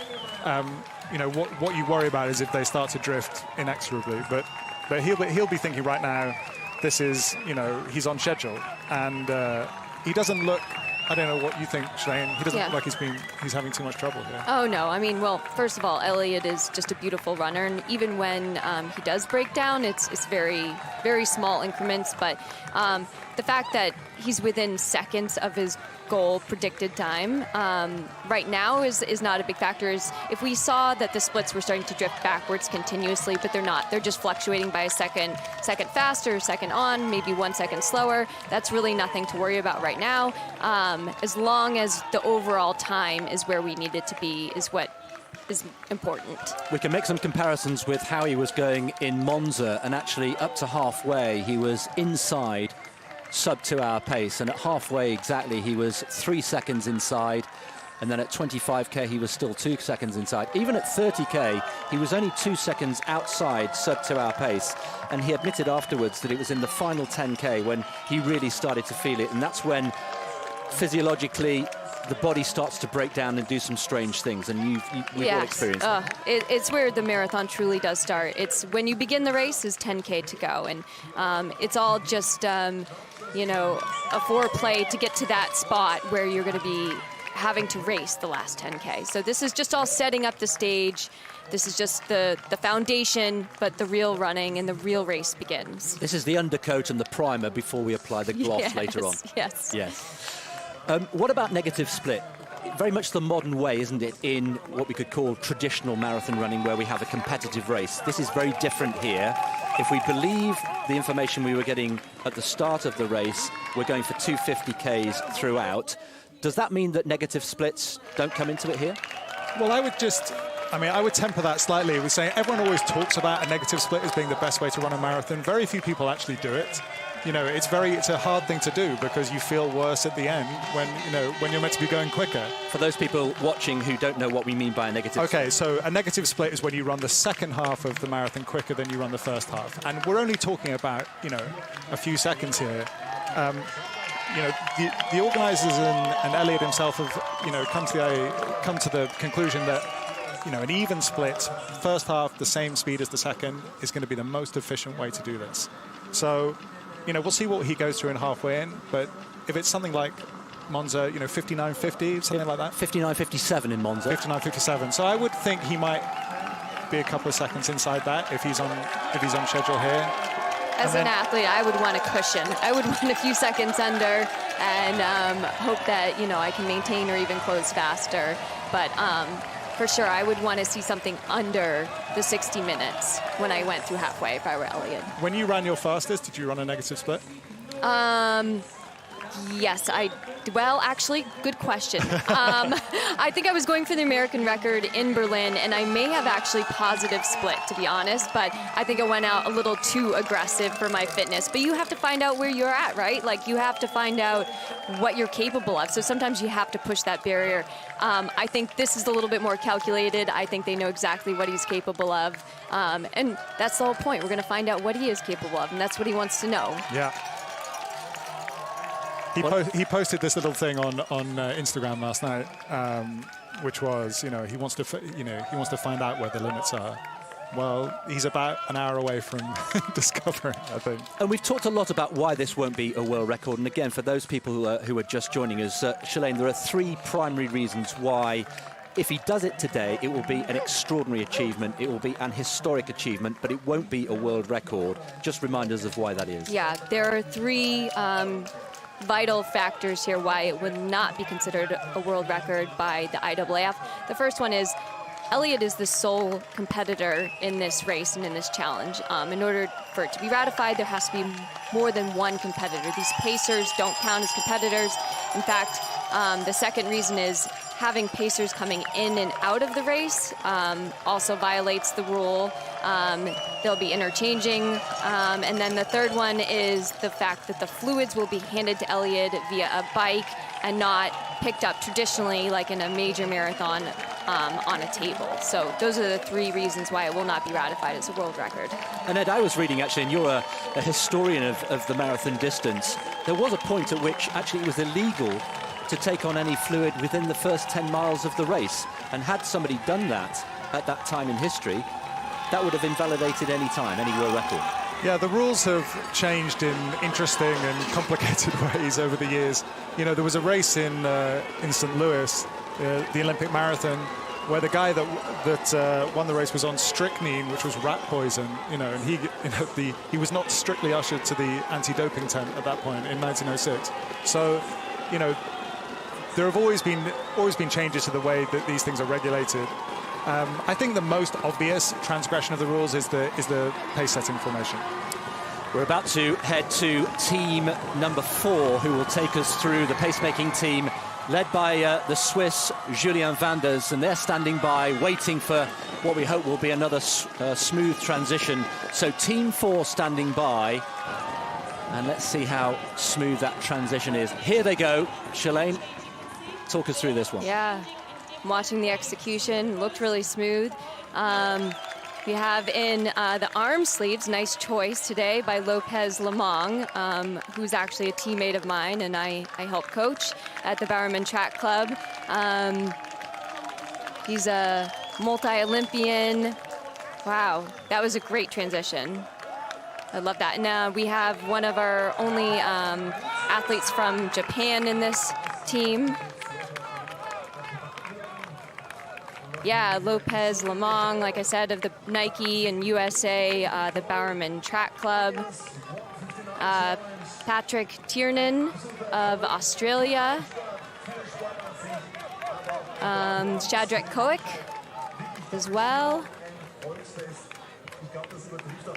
It's a truly international team. Murayama from Japan. Do you know what? You're not going to get a lot of windbreak out of Shadrach Koick. He's quite a little guy. I'm pleased they didn't stick him in as the captain right in front of Eliud, because he would have got about, you know, his chest up would have been I'm curious if that was a consideration. It must size. Be, right? Must be. Yes. I mean, but if you were just thinking about that, you'd get Lopez Lamong right in front of Eliud. He's pretty True. tall. Yeah. Jonathan Correa, one of the anchor men at the back, a really lifelong friend of Eliud Kipchoge. We got a glimpse of Eliud Kipchoge there, side on, and I wonder if we'll just get a glimpse of his facial expression, just to read into how he might be feeling at this stage. But we've had 3 or 4 transitions so far. Ed, generally speaking, how pleased are you with the way the pacemaking teams have come in and come out, drop in, drop out, as it's called? Well, you know, this event was always going to have a bit of ballet about it, and you know, you needed everyone to know what they were doing, what their steps were. I think for the most part they've been pretty good. The idea is that Eliud spends as little time out of the formation as possible, and if you've got 8 changeovers, that's 10 seconds a time when he's not in formation. So, well, Henrik Ingebrigtsen is one of those pacemaking team. He's just come off and done his duties. He's been speaking, or he's now with Crystal. Henrik, it's special as an athlete to be involved, but also special as a family. Of course, it was like an everyday workout for me and my brothers, trying to stay in formation as we normally do in our training. And how pleased were you with how smooth it went? I think our team did a very good job. We were a little bit surprised that the laser jumped a little bit, but not completely prepared for that. But other than that, I think the turn went as smooth as it could have been, and also I think all in all, job well done for our team. So Eliud's on track. What about you and having to extend your season for this event? Of course, I feel happy to be part of this, and of course, being able to participate in an event like this and also helping the marathon improve as an event, I feel happy to be part of this. Great chatting to you, Henrik. Thanks. Well, it's been a long season, but I'm sure they won't have missed this for the world, particularly if history is made today. If you're just joining us, you're very welcome indeed. We could be seeing history unfolding here on the streets of Vienna, in the Prater, this famous park which runs pretty much parallel to the majestic Danube. And we are 14, 15 kilometres into this challenge. It's not a race strictly, it's a challenge. It's an attempt to run the first ever sub-2-hour marathon. And the man at the heart of it is the man in the white vest there, Eliud Kipchoge from Kenya, this supreme athlete, simply the best marathon runner the world has ever seen. He's the Olympic champion. He's already the world record holder, and he is surrounded by his band of brothers, the Pacemakers. We've got 41 in total, 35 who will be active in different teams here today, 6 in reserve if we need them. And Ed, with your writing head on, you've described this as something of a Swan Lake affair. Yeah, Swan Lake meets Chariots of Fire, perhaps. It's partly because of the choreography, but partly because of the colours. You know, Eliud's in white and these other guys are in black. I just think it, you know, aesthetically, it looks very interesting. And, you know, what I love is, you know, the lasers are pouring out this place on the road where the guys have to find their marks. You know, imagine having to do all this running at 13 miles an hour. You know, we're talking about, you know, a pace that would be crazy for most people, even very fit club athletes, to consider, and you're having to absolutely hit your spots. 12 centimetres to the left or the right, you know, you're not doing your job. Absolutely right, and as Shalane mentioned, there are parallel, you can see them now on the tarmac, those parallel lines in orange, which they have to keep within, of course, down the Hauptallee. That's very straightforward, but it's actually when they go around the 2 roundabouts at the either end of this course that becomes crucial. Yeah, those lines are made for Eliud so that he does not cross over, so that he stays in the valid zone for running. If he were to cross over one of the lines, that would create an invalid race because he would be running a shorter tangent line than the actual distance of 26.2. They're through 15 kilometres. Yet another little landmark has been achieved as they go round the Lusthaus once again. This time they're going anti-clockwise. This is the smaller of the 2 roundabouts, and you can see, as Shalane has just been saying, that although the Pacemakers can go either side of the orange line, Eliud has to stay within it. Yeah, and you notice when they're going around these roundabouts, they're actually losing the green line. And I think that's what Henrik was saying in his interviews, that he was a little surprised. I think they lose the green projected line when they turn. See, it just came back on right there. So I think it was a little bit of a deception. They weren't, I think, prepared to lose their line, so they have to just guess and, you know, what pace that they're running, but clearly it's not deviating too far. If you've spotted any little bits of moisture on the camera, don't worry, it's not raining here in Vienna. The perfect conditions continue. It may be a little bit of condensation. If you were with us earlier on, you'll have seen that we had some early morning mist, which rose really mysteriously and just added to the aura and the sense of excitement here. But conditions continue to be perfect. The only slight question mark, Ed, just worth reiterating, although temperature was almost perfect, the level of humidity was perhaps a little bit higher than we were expecting. Yeah, they were not expecting that a couple of days out. And I think, you know, when I came down here yesterday morning at about 7:30 or 8 to run on this track, that was perfect in my, you know, there was a kind of gauzy little bit of sunshine. It was very still. The temperature was exactly right. Today feels like a different proposition. The temperature is good. The temperature is good. Well, the Pacemakers continue to do their job, and they have been expertly put together and assembled by Spencer Barden, who is a very well-known figure in marathon running circles. He's the elite director for the London Marathon. He's been heavily involved in choosing and training and forming these Pacemakers, and he's now with Crystal. First things first, Spencer, is it going to plan? So far, all is going to plan. So early days yet, still a long way to go, but the exchanges have gone very well so far. Eliud's on pace, so far so good. I'm interested in the conceptualizing of the formations. Can you take us through that process? Yeah, so we've done a lot of work in the build-up to this event in terms of looking at the formations, what was best for Eliud, what would give him the most protection out on the course. So we've come up with it's not a conventional formation. We've done a lot of testing with the athletes at the test event and here in the last couple of days. But we've got a fantastic group of world-class athletes. So they're relishing the opportunity, and they're working well in the formation, communicating with each other. And so far, it's all going very well.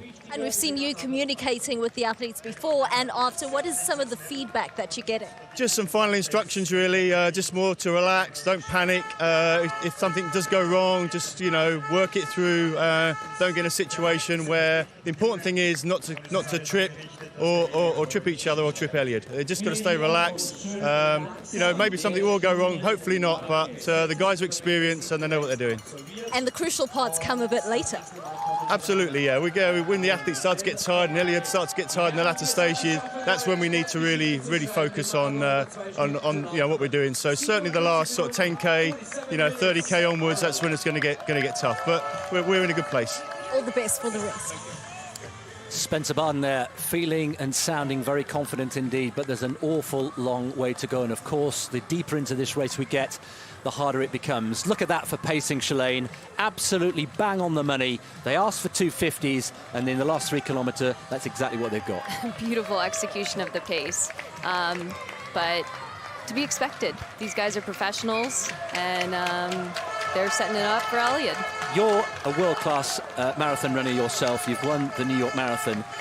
Can you feel, do you know what it feels like to run, not necessarily 250s, that's superhuman, but if you were running at, say, 3s or 310s or 320s, does your body inherently know what that feels like?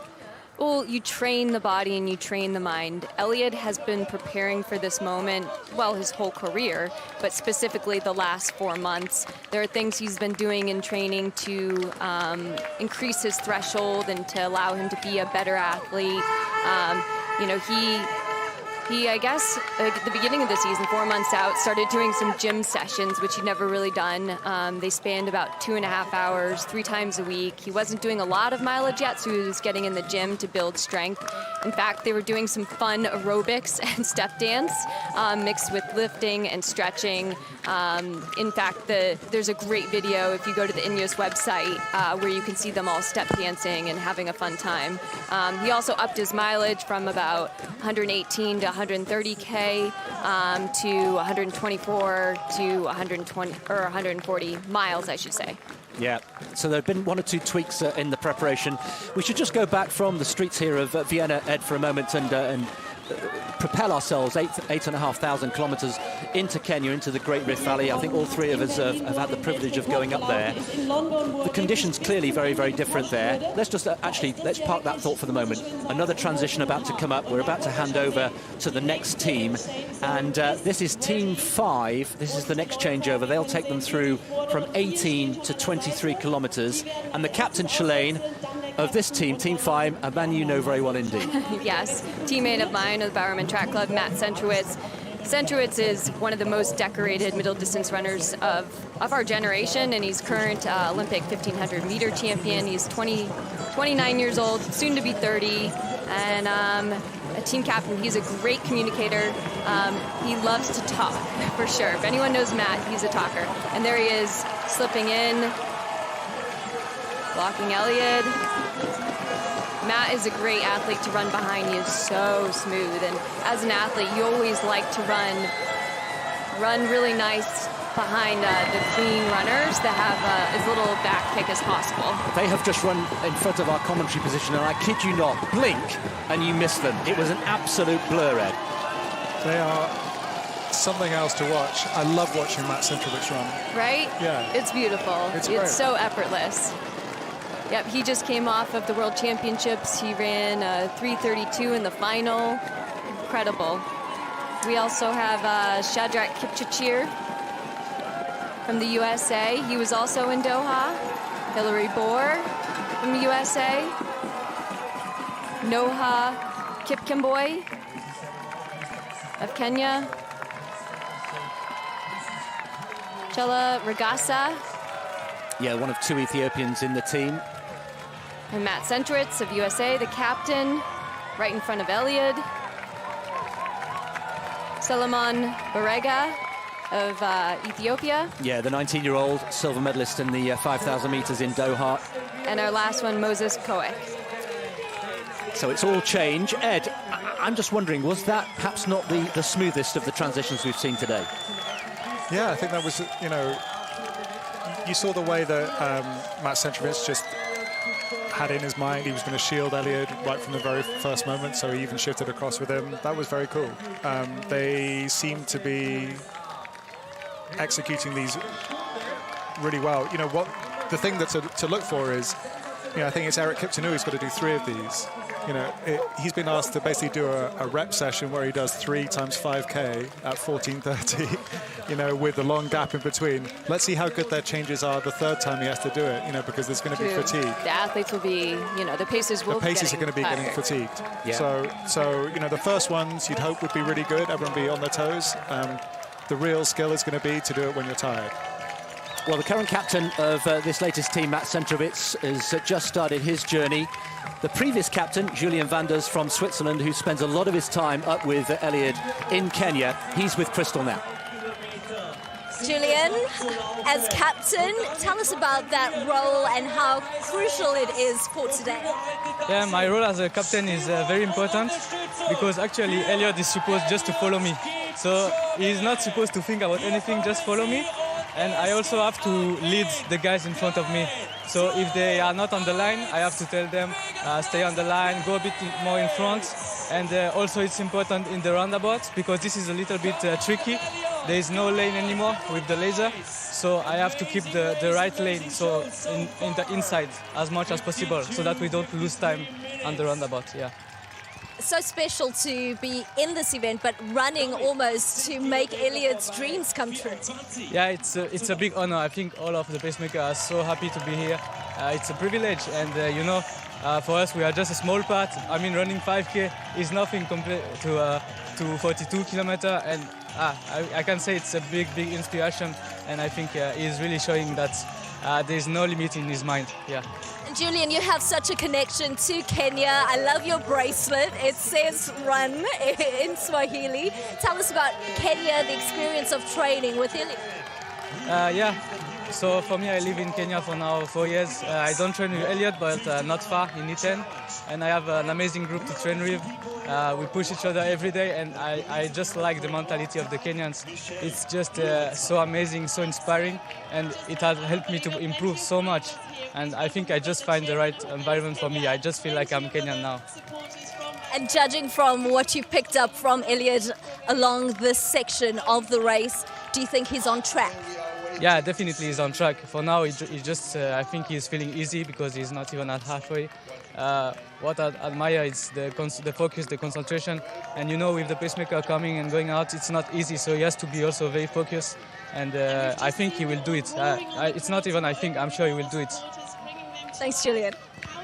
Asana Santa, Julian Vanders there, a native Kenyan now, originally from Switzerland. So 19 kilometres completed. The next milestone, of course, will be the 20K mark. 56.52 would put him bang on course. So we've got a couple of minutes ahead. Let's just go back to the Great Rift Valley and what it's like up in Eldoret and Kaptabat. There's the latest splits coming through, 250s, and they've just slightly increased there, 248 Shalane for that latest kilometre. I mean, they're right on target. We'll get our, yeah, it says on target. I think it says under 11 seconds, but we'll get the real feedback when we hit 20K. Like you said, we want to be 56.49. Yeah, 56.52 or something thereabouts for 20K. And 59.57 through halfway. So the next milestone will be halfway. Kaptagat, 2,400 metres at altitude. Here we are in Vienna at 165 metres above sea level. The conditions up there, Ed, very, very different. Just take us there. Yeah, the only similarity really is that Eliud's training camp is in a forest. So he has this very simple training camp. They go for long runs through the forest and all around dirt roads. They come back, wash from water from a well. You know, it really is quite rudimentary. The training is quite often quite early in the morning, especially the long run. They would go out, you know, at sort of 5:45, 6 o'clock. So before sunrise. Yeah, and you know, the very fun thing is to follow them along in the Matatu bus and then watch as the sun comes up, and you've got this huge group of runners, many of them world class, you know, running their 40K long run. That's fabulous to watch. And Shalane, in terms of diet, when they're in the training camp, again, it's pretty basic stuff, but it's all high nutrition. Yeah, it's all high quality ingredients because it's locally sourced from the land right there. They have a diet of milk from local cows. They have beet juice, rice, ugali, which is like a maize flour, which is a Kenyan staple, and occasional meat. But it's just really simple foods. There's not a lot of processed foods. So it really allows them to have really great nutrition. And it's not that they're trying to have great nutrition, it's just naturally the way their culture is. Well, actually, I have to say the beet juice thing, I think that might be a new innovation because I don't remember, from a few years ago anyone doing that. But there has been some science into the potential of beet juice. So I wonder whether that's a little something that's been introduced. Just a quick weather update. There was a 10% chance of rain forecast for today, and I can confirm that it has just started to rain now. So if we see one or two splits and spats on the camera lens, that is now real rain as they go around the Prater Stern again, the larger of the two roundabouts at either end of this Hauptallee course, and they are now through 20 kilometres. We'll bring you the latest split as soon as we get it, but 56.52 Shalane was the target for 20 kilometres, and very shortly we will be through the halfway point. Yeah, I mean, they did not want rain.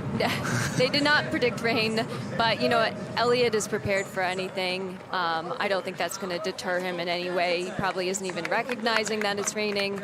There's some great fans trying to run along the course on the outside there, maybe trying to capture a picture or encourage, but I don't think he'll be lasting very long. Oh, there he goes, chanting. What a surprise. He's disappearing off the picture. There is Eliud. We've been talking about all sorts of things, and of course we shouldn't forget that the man at the heart of this whole day, this whole several months, years of planning, is Eliud Kipchoge. I'm noticing just a small gap from him to Matt Centrowitz, and I don't know if it was him just giving a little space or if he's kind of falling off a little bit. It'll be interesting to see. Hopefully he tucks right back in there with Matt. So through 20 kilometres, 2:52, so just outside the desired 2:50 pace for a sub-2-hour marathon. But the green boxes show that those kilometres were within the target. And you can see, netting out of all that, we are still 9 seconds inside sub-2-hour pace. 1:59.59, of course, is the target. Maybe even better than that. And the next milestone, Ed, will be the halfway mark. And a reminder that in Monza 2 years ago, when he had his first attempt at breaking the sub-2-hour marathon, he went through in 59.57. Yeah, so we're looking for anything in the high 59s is good. So let's see. I was noticing that gap as well to Matt Centrowitz, and I was thinking maybe that's just the turn. Sometimes they get a bit strung out, and I don't think we've seen them from the side really on the turn, but it seems to have closed up a little bit. Yeah, he's closed back up to Matt Centrowitz. It did have me a little nervous, though, just watching him, only because, the data shows that drafting, you conserve about 80% of energy as opposed to being out front and taking the brunt of the win. Ed, some people have criticised or maybe had a view about the role of the lead car there. We can see perhaps that's adding extra protection and adding to the aerodynamic thing. But essentially, as far as the experts have explained to us, the only reason that car is there is to project the laser pacer.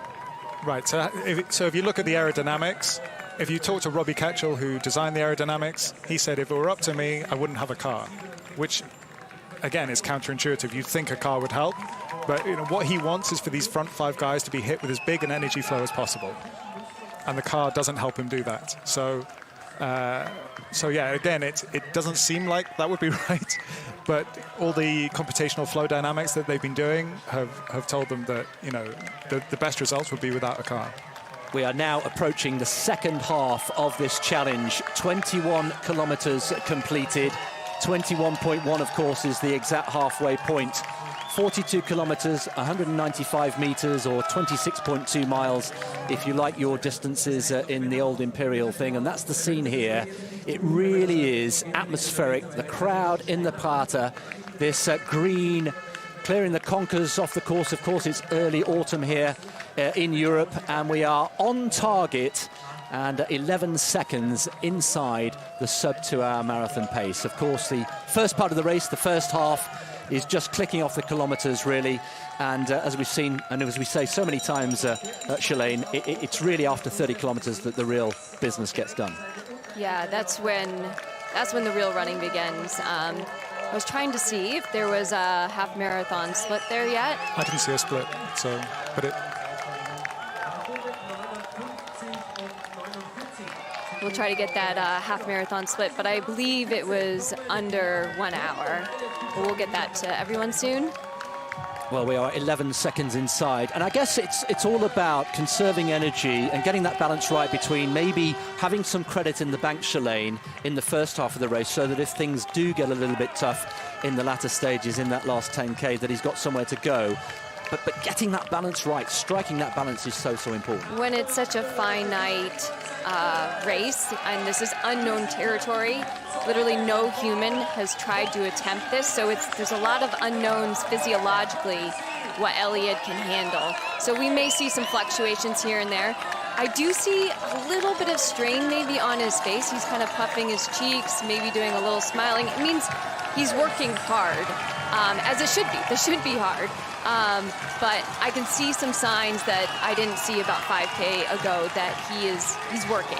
I think he's already working. Yeah, I think he's having a little difficult little patch. Yeah. Well, we saw a couple of weeks ago in Berlin an astonishing run by KENYANS, who also had a difficult moment in that race, and at one point he was over 100 meters behind the leader and really struggling. He said a bit of a hamstring problem or a calf problem, but remarkably came through that and stormed to within 2 seconds of Eliud Kipchoge's world record. Talk us through, Shalane, how you cope with those difficult moments, maybe a stitch or maybe a little tweak or a twinge somewhere. You know, it's all about mentally tricking yourself. So, you know, what I've done in races is I'll try to just say, okay, pick out a lamppost or a tree and get to that point and kind of distract myself from what I'm physically feeling. The last K, I guess, was 2:52 we're getting. For the 22nd K and the 21st K was 2:48. But yeah, distraction. It's all about mental distraction to take yourself out of the moment in a way. And sometimes I'll refer back to my training back home and my successful moments where I pushed through the discomfort and the pain. I may look forward to just something as simple as getting to the next fluid station. I'll do all sorts of little tricks to get myself through the rough patches. 2:52, Ed, for the last K. Yeah. How high would that figure need to be before you started getting seriously worried? It just, if you saw a few in a row, I think it's less the number itself than the pattern it suggests. So I think he's trying to settle himself down now. I've just been watching him very closely for the last couple of minutes. I think he had a rough patch, and I think maybe he's just coming through it. But let's see. The next couple of splits are going to be seriously interesting to watch, because that's going to tell us whether, you know, this is on or not. Yeah, still maintaining a very, very healthy speed here. 13 miles an hour. Needs to be hitting 13.1, of course, to consistently get to sub-2 hour pace. 26.2 miles, the full distance in miles. And let's just home in on here on Eliud Kipchoge. This is a great shot for us to see the cadence and the way, the rhythm, the natural rhythm. But Shalane, just give us the expert view on what you're seeing here. I mean, Eliud's legs are perfection. If you just look from the waist down, his heel to butt, that's what I look for, is a nice pickup of the legs, and his heel is coming right up to his butt. He's got nice pop off the road. When athletes get tired in the marathon, you'll just see that their foot tends to land a little bit heavier and wants to stay on the ground longer. We just got a nice glimpse of them run by so quickly. I feel like he's regrouped. He looks a lot better. His face is showing just a lot more relaxation. Ed, the thumbs are out. The thumbs are out. I think that's good news. So he's still brushing lint from his lapels. So he's, as far as I can tell, I think he's come through a little rough patch there. Well, that's good news if indeed he has. We're waiting for the 16 to get ready. They will take over at 23 kilometers and take them through to 28 kilometers. And there we are. Eric Kiptanui, who's having a busy old morning, who's back on as the team captain. I'll tell you what, that guy's in shape. He's having to do a serious workout this morning. He's going to sleep well tonight.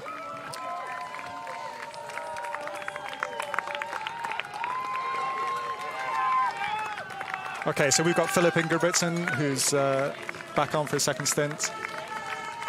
Victor Chumo from Kenya. And Paul Chalimo.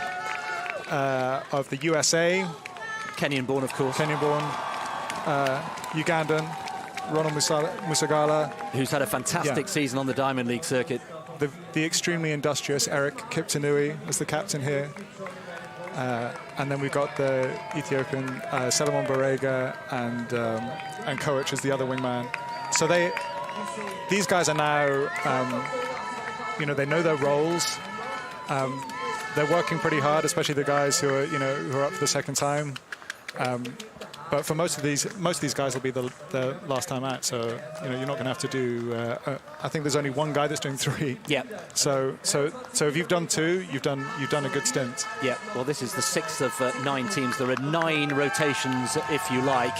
So far so good out here on the course. Let's go down to Radzi. Radzi's got one of the ardent supporters. We heard from him at the top of the programme. Radzi's with Chris Froome. Absolutely, ardent supporter is the word. 4 times Tour de France champion, Olympic medalist as well. Chris, how much are you enjoying watching Eliud do this? It is phenomenal. It is. I mean, it's fantastic. It's just incredible to watch him. It looks like he's not even breathing. He's just gliding over the road. It's amazing to be here and to be part of this atmosphere. And hopefully, we'll be witnessing history being made today. And to that point, you're Kenyan-born. What do you think it will mean to the people of Kenya for one of their own to make history? It would be incredible. I mean, obviously, Kenya's quite well known already for its marathon runners, but to have someone do something as monumental as this,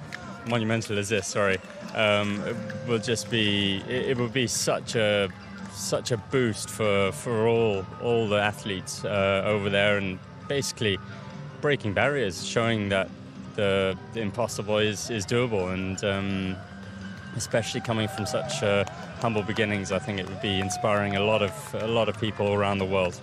Absolutely, and coming to yourself in terms of your performance, when you're, say, in the Tour de France, where does your mind go when it gets hard, when it hurts? Just like Eliud, I'm sure, will be experiencing now. I'm sure he will be reaching that point very soon as well. I mean, this is what he does day in, day out, and it's what you almost prepare yourself for that hurt, for that feeling of sort of desperation that you don't have anything else left. So he'll be getting there, but he'll be accepting that and pushing through it. That's what it's all about, and I'm sure. I mean, I'm sure Eliud is probably the most capable human being on earth to deal with that. So let's see. He's a special human being. Thanks for your time, Chris. Thank you. Thanks a lot. Chris Froome there, of course, 4 times Tour de France winner and very much part of the INEOS family. So much support, of course, not just within athletics, track and field, from the running community as well, but outside the sport. We heard from Sir Ben Ainsley at the top of the programme, Patrick Vieira, the former France football captain, all absolutely 100% behind Eliud Kipchoge as well. So we've heard from Chris Froome. Let's go back to hearing from the pacemakers. We saw Matt Centrowitz, of course, who was the team captain from Team 5. He's with Crystal. Matt, there's expected to be about 20,000 fans throughout the day just being here for this moment. What was the energy like from them? Oh, amazing. I mean, it's kind of like an indoor track feeling. It's so intimate. Everyone's like on top of you. And they must have been a couple feet away the whole way, all the way through the course. So it definitely helped carry you through each leg for sure. The 18 to 23 kilometer leg, what was most important from that leg for you as a captain? I think that we just kind of stay within the 250 kilometer pace that we're trying to run. It's so exciting out there. The energy is just through the roof. It's kind of easy to start one step in the green line and get a little excited out there. But we're in the middle of the race, and we just want Kipchoge to feel as smooth and as easy as possible at this stage. Matt, you're part of history, basically. How does that feel? I mean, I still don't think it's set in yet, just kind of how honored I am to be here, be a part of this. I was just telling you earlier, throughout that whole 5 kilometers, I was just thinking like how much of an honor it is to be one step in front of Kipchoge, trying to take him through this world record attempt. So. But there's a real side to it. So how are you feeling, actually? You come from Worlds, you're here, the physical aspects of it, just for that one leg. I think I was hoping to feel a little bit better out there, but I was able to do my job, to stay relaxed, and again, I can't just believe how he's running 8+ of these. It's just an incredible human being. a once-in-a-generation athlete, and I'm just honored to be a part of it. Before we let you go, just one question about the challenges out there. Are there any challenges that we might not see? And did you feel any rain? As the team captain, our biggest challenge was making sure we stayed within a line on those roundabouts, and so we can make sure he runs the accurate 26.2. So the other guys in front of me and behind us were allowed to go outside those lines, but we had to stay inside of it. And then the second, I think, just kind of difficult thing out there that you might not see on the camera is just how loud it is. So we were supposed to communicate with each other, letting you know, slow down, pick it up, stay together, pack it up. When we're doing the exchanges, like captain in, captain out, and it's extremely hard to hear out there, even when you're like 2-3 feet away from someone. So you might have to tap a guy on the shoulder or kind of bump him out of the way if you're trying to make any kind of movement out there. But other than that, it's great. Matt, thanks for your time. Enjoy your cool down. I appreciate it. Thanks.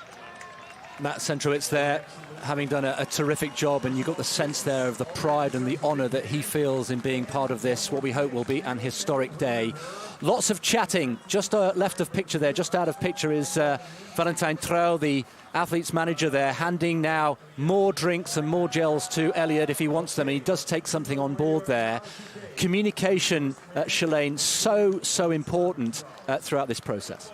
Yeah, I mean, he has such a tight-knit team. He has worked with the same coach throughout his career. Patrick Sang has been by his side. He also has had the same massage therapist since 2002. Eliud is just a very loyal man, and he likes to build a team of people he can really trust around him. We've talked a lot today, Ed, about his physical prowess. We've talked about him as a person. There is no doubting his physical shape and what a naturally talented athlete he is. What about his mental state? Because as far as we know, he doesn't actually have a formal mental coach. No, I mean, he's very much his own coach, but you see how strong he is when he gets really challenged in races. You saw it in the London Marathon this year. He was really, really challenged by some very strong Ethiopian athletes, and you could see his strength of mind there in burning them off. He does read a lot. So he likes, Paulo Coelho, he likes to read self-help books. There are lots of kind of business style, management books in that camp. They do a lot of reading, those guys, when they're not watching Premiership football and so on. But they really try to improve themselves in that regard. Yeah, he actually has in his home with his family a library full of books, and a few of the books that he's recommended I've actually read, because I said if Eliud thinks it helps him, I'm going to read it too. And so yeah, he's a great source of inspiration for many people in the fact that he educates himself and he's always self-improving. In fact, Patrick Sang, his coach, says, I think we're at the point in my career where I actually learn more from Eliud than I teach him. Interesting here, just a final briefing for the next team of pacemakers who will take over at 28 kilometres. Going through final instructions, there is Tony Barden, who is part of the London Marathon team. That is metronomic pacemaking, 250s all across the board. Yeah, that was beautiful. That's beautiful. So you want to talk about continuity as well. Eliud's mum taught Patrick Sang at primary school. So this line continues. They're from the same village, they're from the same little subset of the Nandi called the Talai. He has that real connection to his home through his sport. And we should say as well that Eliud had not just a very basic and very humble start in life. He lost his father when he was very, very young indeed. And effectively was brought up and raised by his mum as a single parent, the youngest of 4 children. It was tough. Here's a guy who, like so many East Africans we've heard over the years, who used to run to school a couple of miles in the morning, back for lunch, back in the afternoon, back again, used to cycle to the local market, the nearest town, to take the milk from the farm to get it sold. This was a hard start in life. Yeah, I don't think he would actually make too much of that because of the type of person that he is.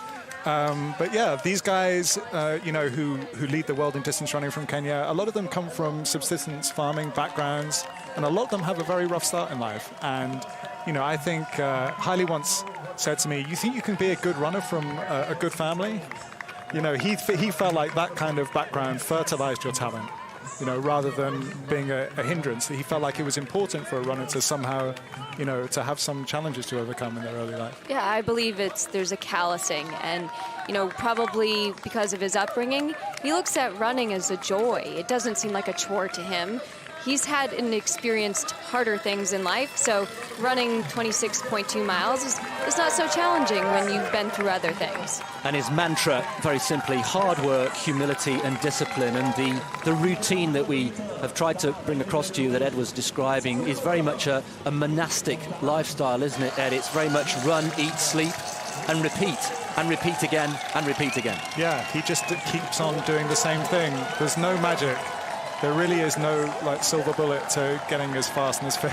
I mean, you have to have the talent, but yes, you know, you have to keep on doing the same things. That's the mantra for all marathoners: run, eat, sleep, repeat. And that's what really breeds and produces the best results if you want to be a great marathoner and a great distance runner. I think there was a slight trip there. Was there a trip? Yes. I just saw Eliud kind of a little trip up in that transition. And they've lost their... A little rocky. Yeah, that was a little bit ragged. You have to say that the transitions from one team to the next, they're just coming through in front of our commentary position yet again, from left to right as we look out from our commentary position here. And once again, the speed, quite breathtaking. And I can't stress enough, the crowd out on the course is absolutely phenomenal. And let's once again, Shalane, contrast that to the experiment in Monza, where there was no crowd at all. It was special invitees only, and there was simply no atmosphere. Yeah, there was only atmosphere on the final straightaway and the back side of the track. There was no one. I mean, you could literally hear crickets, you could hear breathing, you could hear your feet on the road. I think we've all know that Eliud thrives off of an environment and the support and the fans cheering. He said when he broke the world record in Berlin that when he was running alone the last 17K, that it really was the fans cheering that was music to his ears, and that what's helped him break that record. So this is an essential, if we're talking about baking our cake, an essential ingredient to his success today, because I'm nervous right now because I know what the last 40 minutes of a marathon is going to feel like. Each 10-minute chunk is going to get harder and harder, and he's going to start relying on the environment around him. We're now into Team 7. There is the lineup for Team 7 with Brett Robinson, the Australian, the latest captain to take over. We've got Jakob Ingebrigtsen as well, fresh from the World Championships in Doha. We have Stuart McSwain as well. And again, an international feel in this pacemaking team. 41 in total, 6 reserves, 5 teams of 7, and they're doing a sterling job, apart from perhaps that one transition we saw where there was a slight trip of Eliud Kipchoge, which would certainly not have been in the planning and in the preparation for this, but he seems to have recovered very well. We've got 15 Kenyans, 7 Americans, 6 Ugandans, we've got Australians, Norwegians, Ethiopians, and 1 Japanese pacemaker. It really is a truly international feel. 1 hour 20 in. Let's go back to our little cake metaphor. It's in the oven. It's been in the oven for 1 hour and 20. How's it looking? How's the cooking going? Well, I got nervous there for a little bit when Eliud started to look like he was falling off pace from Matt Centrowitz, and we were in the roundabout section, and I felt like I saw some strain on his face, so I was definitely a little nervous, but I feel like he's regrouped, he's regained his composure. I feel like every time he gets, 10 minutes further into the race, he's going to start to build some adrenaline and start to get excited. It's going to hurt. He's going to have to lean into it. But I feel like he's setting himself up for some history right now. Well, Jakob Ingebrigtsen is one, of course, of the 3 Ingebrigtsen brothers, this extraordinary dynasty of runners from Norway. Let's catch up with one of his brothers. Philip Ingebrigtsen is with Crystal. Philip, I mean, you tried to double in Doha at the World Champs, but you doubled here today. What was it like across both legs? It was a bit easier to do the double here, but it was really fun. We've been practicing the last couple of days and tried to give some messages and try to talk to each other during the race, but the crowd is so loud that we couldn't hear anything. So you just had to trust your teammates and help Kipchoge as good as we could. And I think it was smooth. So it was fun to experience the pace and get a feeling of what goes into breaking 2-hour marathon. It's an incredible feat if you can do it. So It's fast. Let's talk about the pace. I mean, fairly even splits. What of the consistency when it comes to Eliud? Yeah, I think that's the way to go here.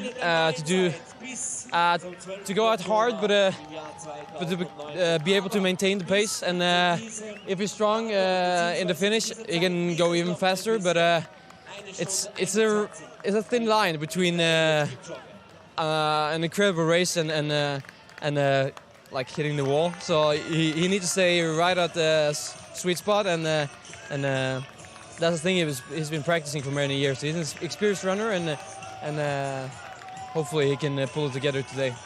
Philip, how will this impact you as an athlete in your own career?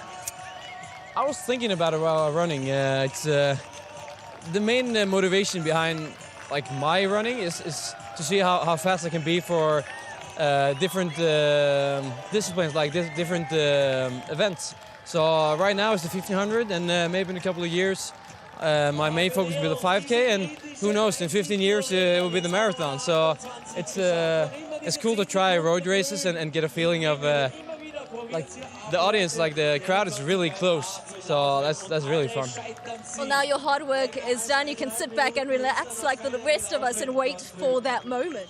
Yeah. It's going to be exciting, and hopefully we can do it. Like after Doha, my season was done, so this is my holiday, and I'm here running. So I almost like running a lot.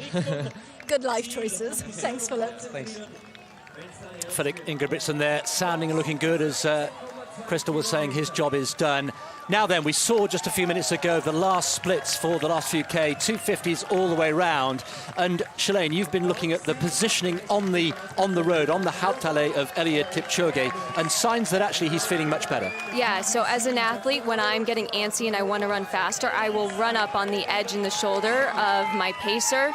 And it looks like he was running up on the edge of Brett Robinson there, not running directly drafting behind him. Instead, he's on the shoulder, which to me means he's kind of like pushing. And that last K is actually showcasing it is a little faster. They ran a 2:48 last K, so 2 seconds faster than projected. I was just wondering about this. You know, sometimes he's off on one side, and I wonder whether that's to do with what they've been told about what little wind there is, where it's coming from. So now we see what's kind of 12 seconds inside target time. And that's the highest it's been in the race so far. Yeah, projected 1:59.47. But isn't it amazing how much better he looks now than he did 15 minutes ago? We can only speculate. We don't know how he was feeling. If he did go through a bit of a moment, Shalane, what might that have been? You know, it could be something as simple as just his drink not settling well in his stomach. And, you know, I've had circumstances in which the fluids are kind of coming up. They're not settling well in the stomach. And it could be something as simple as that. It seemed really early on to see him kind of straining, so I'm guessing it was maybe a fluid issue. This is the quickest they've been running at any stage during the whole challenge, 13.3 miles an hour. And this side-on shot, let's just go to this again, because we see in all its glory, Shalane, the cadence and the natural running style of Eliud Kipchoge. He's just like the world, but he stands out to me. He just has the absolutely efficient, perfect form for a marathoner. You see the top half of his body, it's like a rifle target. You know, he stays so still, and his legs are doing this work, and then, you know. And his core is so strong and straight, all momentum. If you see, they're running ahead of the green line, it seems. So it seems like they're feeling good. This is a critical moment coming up. They're approaching the 30-kilometre mark, and the time we're looking out for here is 1:25.18. They're comfortably inside that at the moment. 1:25.18, so in about 16 seconds' time, would be sub 2 hour marathon pace. And in Monza, he went through in 1:25.20. More fans. It's the same guy again. He's having his moment in the sun there, in the grey on the left of picture. He wants to be a part of history today, and who can blame him? We all do. We're hoping that Eliud Kipchoge will be making history today. 30 kilometres have been completed, and let's just go back to Monza, just as a little guide, because in Monza he was 2 seconds outside of sub 2 hour marathon pace. Yeah, he's doing fantastically well. I saw a little grimace there, so you know, obviously it's hurting. It would hurt doing this. Be expected. 12K to go then. This is where the critical stage of the race starts. If we were in normal marathon conditions and this was a race with lots of other competitors, they often say that the racing starts at 30 kilometers. Normally, somebody takes the handbrake off at 30K. Yeah, that is traditionally when I've been in major championships, it's 30K, gloves are thrown down to the road, hats are off.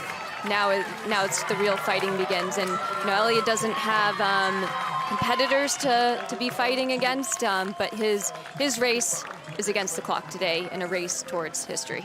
He has to be thinking right now, and I'm sure this is a version of what he's thinking. If not now, when? Like, this is my last chance.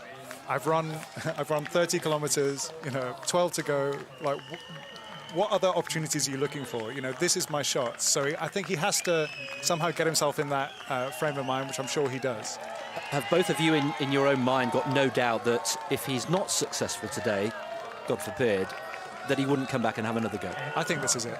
I believe this is it. I think he's putting everything he has into this moment. And I think that kind of pressure actually will bode well, because he's going to, like you said, today's the day, I'm going to do it. There's no other opportunity, there's no second chances. I've done all this work, everyone's done all this work, now it's time to execute. So why not now, why not me today? And if he does do it, that's another thing ticked off. He will go into history. It will be his Neil Armstrong moment, and we hope that in the next, just over half an hour, we can bring him home to do exactly that. Where then from there? Does Tokyo feature for next year for the Olympics? Absolutely. So Abebe Bikila, who was the first black African to win a gold medal, won the marathon in 1960 and in 1964, doubled. Eliud wants to do that. So he won in Rio, he wants to win in Tokyo. So if he had let's just say he does this and he does the Olympic double, that would really make him unassailable, I think. We've just detected perhaps the slightest smile stroke grimace on the face of Eliud Kipchoge. He's just behind Jakob Ingebrigtsen at the moment, and we were mentioning earlier on in commentary that when the smile appears, Shalane, that normally suggests that he's hurting. Yeah, that's the classic Eliud. When he is leaning into that hurt, he uses it as a way to manage the pain and to distract himself. But yep, there we go. I just saw a smile. If I were a competitor and I saw someone smiling, I would be very intimidated. Ed, though, you think that part of the grimace and the smile is actually to try and counterintuitively relax himself, relax the shoulders? I think he's talked about it. He talked about it after Monza. He said, I smile when it's hurting. And that's, it's something that if you try, it sounds goofy when you try it when you're running, but I think it actually does work. Like if you make yourself smile. I believe Eliud. He's the world record holder. If he says it works, you're going to see a lot more people out in road races across the world smiling, maybe. Do you know what? I just hope that, I hope that he can maintain that rhythm, because he does look very good still. Yeah, physically everything else is clicking. Like I said, his feet are popping off the ground. They're like little sewing needle, up and down, up and down, up and down. You see how he's off to one side again a little bit here, and you wonder. Yeah, sometimes, another tactic that I've also seen is when athletes are hurting, they tend to shift around the road. It's like they're uncomfortable and they're trying to find a comfortable spot. Sometimes if there's, the athlete in front of you, the back kick is maybe just coming up a little too close, so he just wants to run off the side. Approaching 1 hour 30, 1.5 hours about to click round on the clock. We are into the final quarter of this race. We have just under 30 minutes to try and get Eliud Kipchoge into the history books here in Vienna on this extraordinary Saturday morning. Wow. Take us into the mind, Ed, of what he must be thinking now. I have absolutely no idea. What might he be thinking? Goodness me. Don't you wish that there were like thought bubbles? I've thought this forever. I wish we could get into the mindset of the athletes. I wish there were thought bubbles that would pop up. I find that in this stage of the race, I have a mix of emotions. 1 minute, I'm thinking, this is terrible, it's not going to go well. And then the next minute, I'm thinking, I've got this, I'm a rock star, I can do anything. So it's really, I think, in these moments, kind of fluctuating back and forth. I think, he is, he's someone who is, quite a relaxed and Zen-like person. you don't have any. He's putting himself through something really, really extraordinary here, and he will be emotional. There is, thoughts bubble up, thoughts that you think you suppressed, and bad demons sit on one shoulder and good demons, good angels sit on the other. So I can tell you, he has practiced this in his mind over and over the last 3 months. As soon as he committed to this proposition and to this challenge, in training, he has visualized these tough moments, and he's pushed through in training and said, imagine you're on the streets of Vienna. This is the crucial moment. This is when you have to execute and push through the pain. So he has practiced this over and over. And I find that actually when I'm in races, in a major marathon, I take myself out of the streets of that major city and I go back to the streets of Portland, wherever I'm training, and I visualize myself back in my training grounds, in my comfort zone, with my teammates, with my coach, and it brings this familiarity and it doesn't become this overwhelming proposition. He just had a little conversation with Valentine Trial, his manager. That tells you something in itself.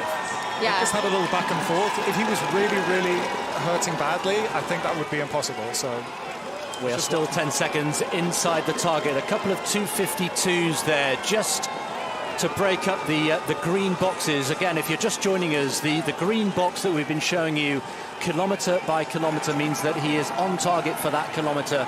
2 minutes 50 for the kilometre is the target pace that we need, and that is represented by that green laser. That is sub 2 hour marathon pace, and that is the guide which is provided by the laser pacer car. There's the green laser as again the runners go in front of our commentary position. There won't be many more times we see them pass and flash in front of our commentary position before the now and the end of the race. We're into the last half an hour, and the next team, here we go, the next team, this is team number 8. Eliud Kipchoge is back in action once again, and we will see Brett Robinson peel away, and this is the penultimate team, Shalane, who have got duties between 33 and 38 kilometres. This is a team that's going to really need to rally Eliud if he's hurting. I think there's going to be some communicating, them rallying him, talking to him, if he can hear it through the crowd. But, these pacemakers are so intent on helping him and doing whatever they can. Yeah, you see, he actually gets a little lift when he gets a new team. So you sometimes see just a couple of seconds come off the split when he gets a new team. And that's all. Kipchoge is one of that team, one of his lifelong friends, one of his closest friends. Yeah, and you actually saw Augustine, I think, just saying a couple of words to him. So I don't know whether Eliud heard it, but just when they had a changeover, you saw him saying something there. And Augustine will be here for the remainder of the race. He is closing out with Eliud, and I feel like that's by design.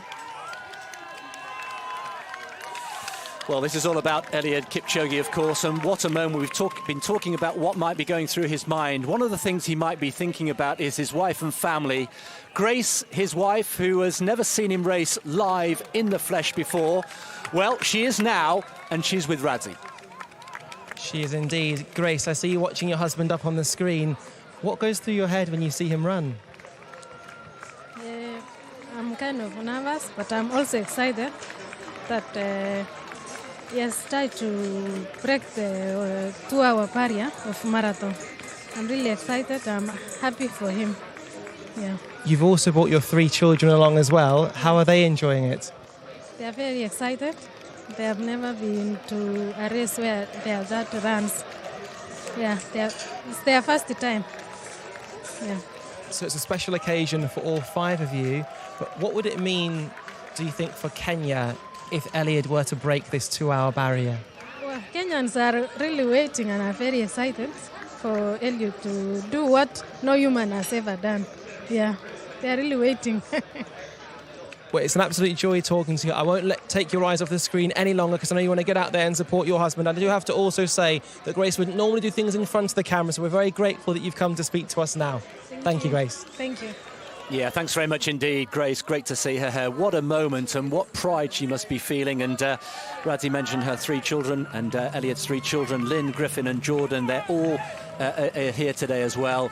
The ignition keys of his life, as Eliud refers to them. It's a lovely image and one of several memorable lines. We talked about the self-help books that he likes to read. He devours them. And actually, in all seriousness, it would be very easy for some of these lines to sound rather cheesy and rather manufactured. But when they come out of the mouth of Eliud Kipchoge, they sound sincere, and he always measures the importance of each word very carefully. Yeah, he is very selective in his words, and in a way, it's like he's prophetic, the way he delivers them, and he doesn't waste any words. And I think everyone really appreciates what comes out of his mouth because it holds such importance every time he talks.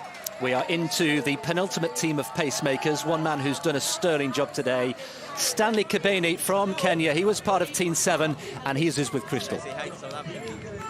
Stanley, so great to grab you right here at a crucial part in this race. Can you just give us a sense of, before it all started, what was the camaraderie like? What was it like in the tent? It was really emotional. We look at Eliud's eyes in the tent on the screen, and you look at the man, he's very straightforward. You know, he's just, in his mind, you can tell that he's saying, yeah, I'm going to make history today. And he's happy that, you know, all of these people are all over here to witness the history and the rest of the world. Goosebump moment, it definitely sounds like.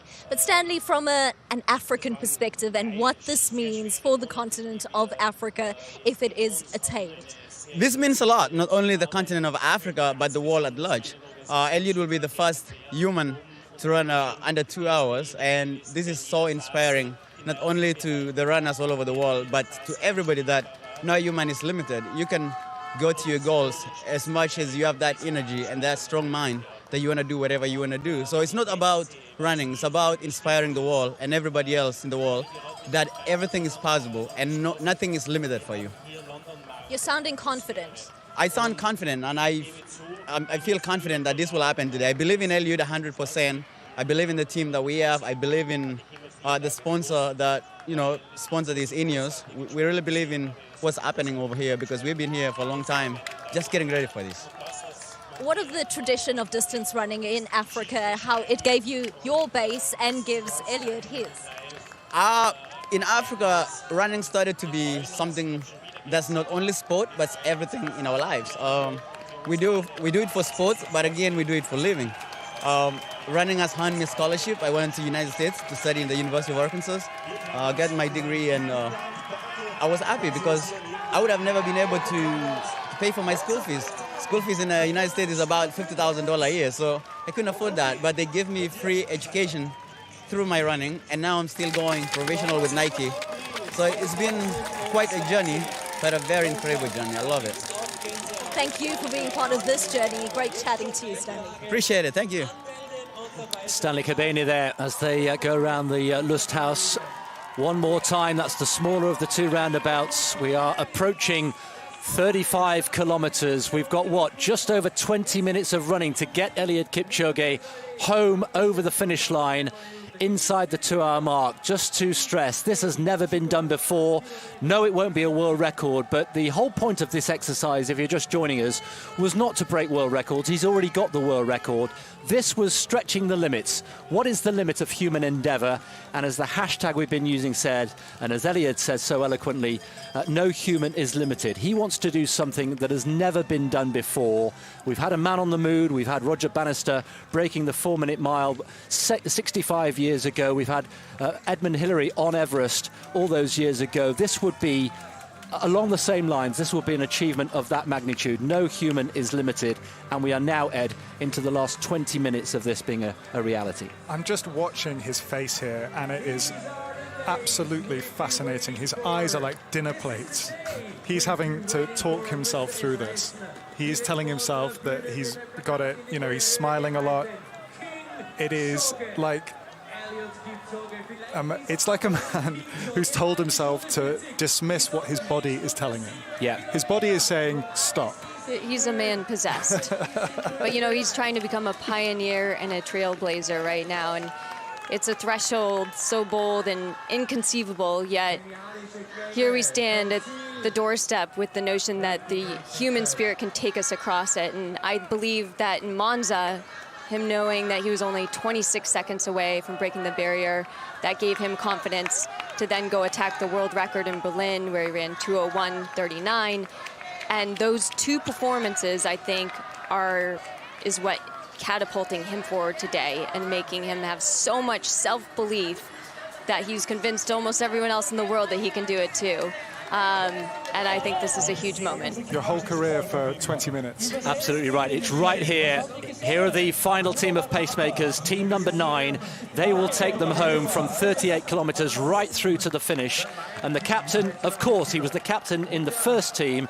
It's Bernard Lagat, and how fitting that the 44-year-old, the oldest pacemaker in the team, the most experienced and a dear, dear friend of Eliud, should be the captain on the final leg. Bernard and Eliud have actually raced each other a number of times, and the experience the two of them have. They may not be the youngest athletes out on the road, but their experience is what makes the difference. Wow, I think we just need to take a pause, don't we, and just breathe. I've just edged myself up closer on my seat. The butterflies are really starting to accumulate right now. And we are on the finish line here. We're hoping to call Eliud home and make a little bit of history here. I can tell you that the crowds at the finish line are 12, 15, 20 deep. We have a posse of Kenyans who are making an absolute racket. We've got Kenyan flags all over the place. The atmosphere is absolutely electric, and yet again, one of the contrasts between the experience in Monza a couple of years ago, and I think you make the point very well, Shalane, that mentally he said he didn't know when he went into that Monza experiment how close he would get to the 2-hour mark. He had no idea at all. Now he knows, and you just sense, as Ed was describing, that he knows in his heart of hearts that he can do this. Yeah, he knows that this is going to open up the floodgates of the future as to what is possible. And, you know, sometimes you can't be what you can't see. So he's going to be an example for all future athletes, but not just athletes. His message is to the world of, you know, what are you possible, you know, what are you capable of doing, and what is your possible best self? I feel very nervous right now because anyone who's ever run a marathon will know that the last few miles, anything can happen and the wheels can come off. He looks really good. He's hurting.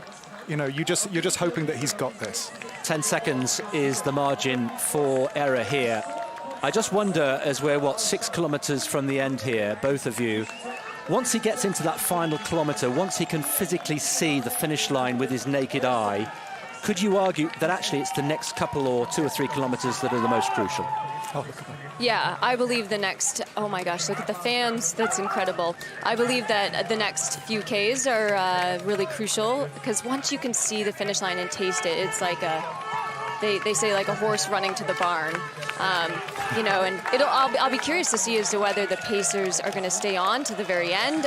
When will they peel off? If he's feeling good enough, is he going to communicate that? I'm really curious to see how it unravels in the last K.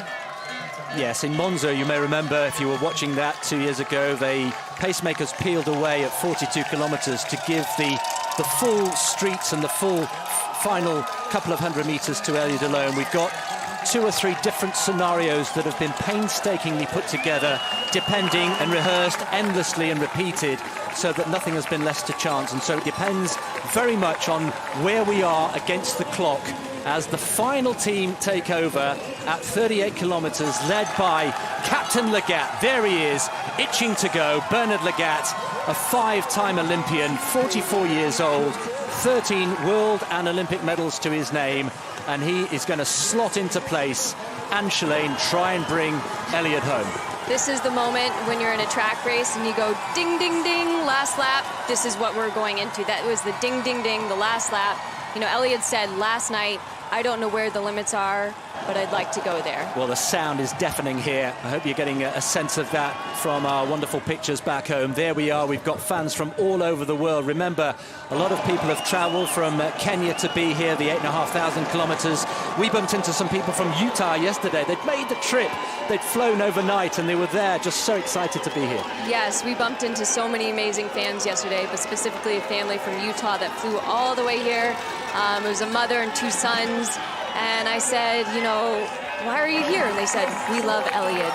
We love marathoning, and we are here to support Eliud. There are two things going through my mind right now, which are, firstly, we should enjoy just watching this guy run, because we're not going to get maybe too many more chances to see him like this. And the second of all is, I hope that he's enjoying it. You know, even though he's in this tumult of exertion, even though he must be hurting so much, you really hope that he's soaking this in some way. The next 15 minutes of this man's life, and indeed the pacemakers as well, but particularly Eliud Kipchoge, could be life-defining, and that is not overstating it. This is going to be, if he does it, an achievement off the scale. It's never been done before, and I think it transcends running, sport, and it really, truly pushes the boundaries as we've never seen before. I think, you know, the sport of marathon running is watched by not that many people. If he does this, everyone will know one marathon runner at least. You know, they'll know the guy that broke 2 hours in the marathon. And they'll know him as Eliud, yes. Oh, wow. And it's metronomic again, isn't it? The pacemakers have done an absolutely outstanding job. From memory, correct me, both of you, if I'm wrong, but I don't think we've had a kilometre outside 2:52. I think that's the slowest we've had. Correct. 52 has been the slowest. And we've had a 2:48 as the quickest. Yeah, so they've been really within a tiny window. I mean, we've been... That's incredible. If you really think about it, that is incredible pacing. Yeah, and the position on the road as well, just to remind you, they have to stay within those dotted orange lines up. Certainly Eliud does as well. We've got the laser, the green laser, which is giving them the exact pace, and they've been bang on the money. And to do all of that whilst running in excess of 13 miles an hour for as long as they've been running is truly sensational. Yeah, this is the work, you see, that the whole team have done. So they've been right on pace all the way through, but they've had this system which they've adhered to, which is this, you know, the lasers and the formation, and it's worked a treat. Wherever you're watching in the world, whatever your time zone, whether it's morning, afternoon or evening or the middle of the night, we hope you're enjoying. We're on the verge of history here, folks. We cannot overstate this. And Valentin Trouw, the athlete manager, is there, still on his bicycle. We've got Hugh Jones just and smiling as well. Yes. Yeah. Hugh Jones there, who's a former London Marathon winner and a course measurer for marathons all over the world. He's also on his bicycle there, enjoying the ride. I think people think this is going to happen now. You can see from the support team, there's still a little bit of nervousness on Valentin's face, but you can see from the support team that they think this is going to happen. Well, let's hear from one of the fantastic pacemakers who've done their job. Patrick Tiernan was part of the last team that were out there, and he's been speaking to Crystal. Patrick, we are on the threshold. Yeah, I mean, it's unreal. I mean, he's on pace and he's killing it, so we're all rooting for him here. What does the no human is limited motto of this whole challenge mean to you? I mean, he's a human who lives by that motto. I mean, 5 years ago, the sub 2 hour marathon wasn't even considered possible. And now you've got a guy who's out here and he's cruising around looking like he's not even breathing doing it. So, you know, the motto it's perfectly suited for this event. And we know it's something that we all 40 of us want to try and strive for once we get out of here. And he's going to do it? Yeah. We'll knock on wood. But yeah, no, he's looking great. I mean, he's cruising through it. So, yeah. Thanks for chatting to us, Patrick. Let's keep our eyes set. Patrick there, Patrick Tiernan, and we've got on the finish line here, we've got people who've climbed into trees. We've got one or two people who are standing on top of the portaloos, the portable toilets, would you believe it? Everybody is craning their necks. Everybody wants the best possible view here on the Hauptallee. We're standing by for major sporting history here, and Ed, we're into the last 10 minutes. We've got 10 minutes to bring him home. Well, I'm starting to feel like those men in bowler hats who watched Roger Bannister. You know, they had that privilege of watching that great moment at Iffley Road, and if everything goes well for the next 10 minutes, and I'm touching some wood here, I think this looks now like it's going to happen. You know, you'd have to drop quite a lot of pace over these few Ks to lose it from here. It can happen. But you can see there's more relaxation on the faces of the people around Eliud, and you can see on his face he's still looking pretty relaxed. I mean, I'm sure he's hurting, but he looks quite good. Yeah, I'm sure he's realizing he has 9 minutes of running, and you know, you tell yourself, I can do anything for 9 minutes. right in front of us. We are watching as all the pacers gather on the other side of the road to cheer on Eliud, and I believe there'll be hopefully something to celebrate here soon. Julian Wanders has, sensibly put on a huge puffer jacket because he's freezing cold. They're all jumping around, they're taking selfies.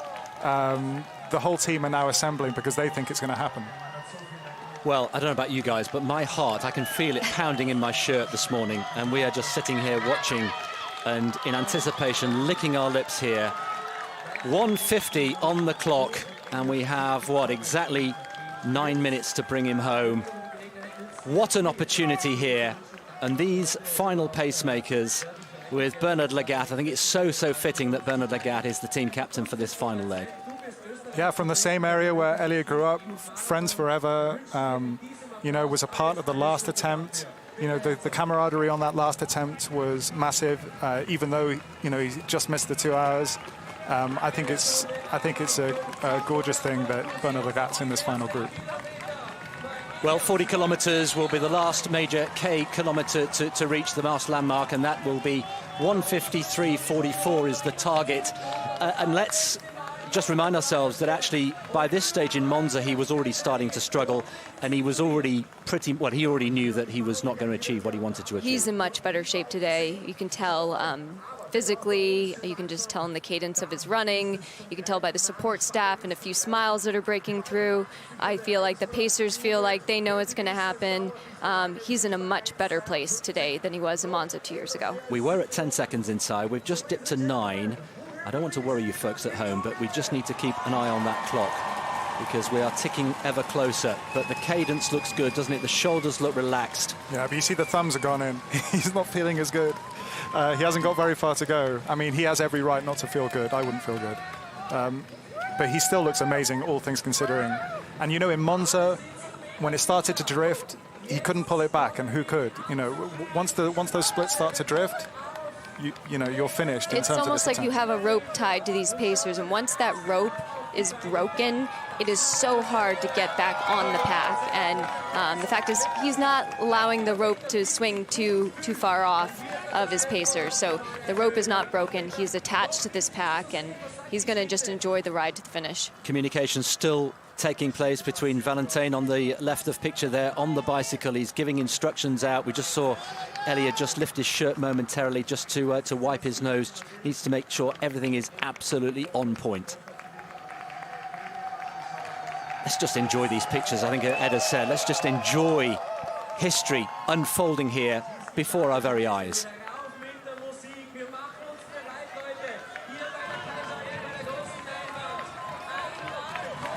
Well, we've had 7 successive 250s, 2 minutes 50 for a kilometre. And anybody who's thinking about going out for their Saturday run, Saturday morning or Saturday afternoon, maybe even doing a park run of 5 kilometres, well, just watch and learn. This is the master at work here.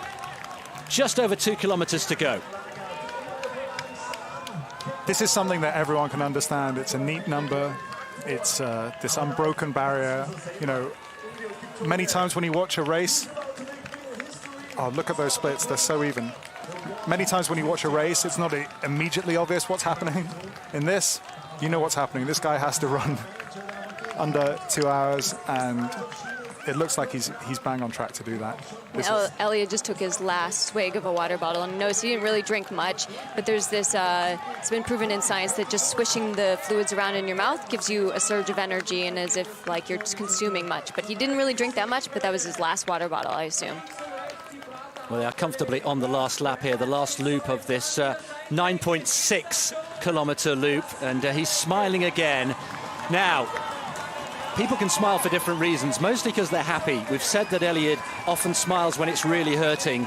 At what point does that smile, Shalane, become a realization that he's going to do this? I would only assume is when the finish line is in sight.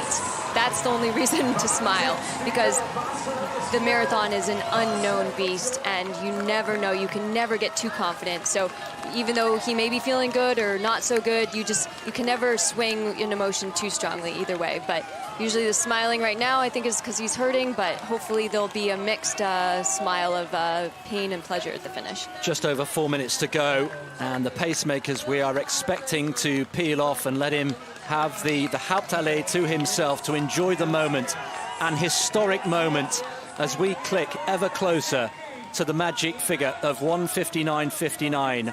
As things stand, he will be comfortably inside 2 hours. Ed, how are you feeling from here?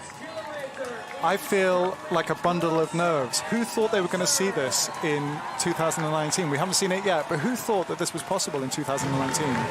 Yes, there are some, parts of this which are, artificial in terms of the pacemakers, whatever. It's not a race. But who thought you'd see someone run sub-2 in 2019? It is beyond the imagination. When the conversation first started for the sub-2 effort, I said, no way in my lifetime will I witness the sub-2 hour marathon. I truly did not believe I would be able to witness something like this.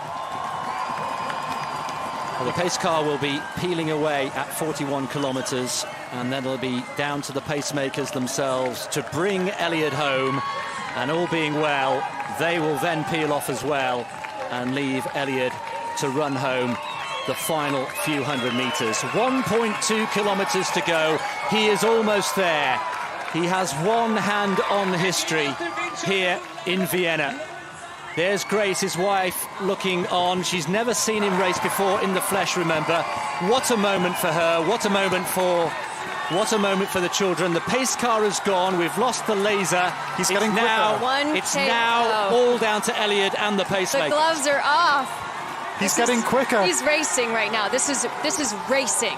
Well, this is true racing. Shalane knows what this feels like through the streets of Central Park in New York, whether it's in Berlin or London. But today is all about Vienna. Today is all about Eliud Kipchoge. We're down to the last couple of minutes to bring him home.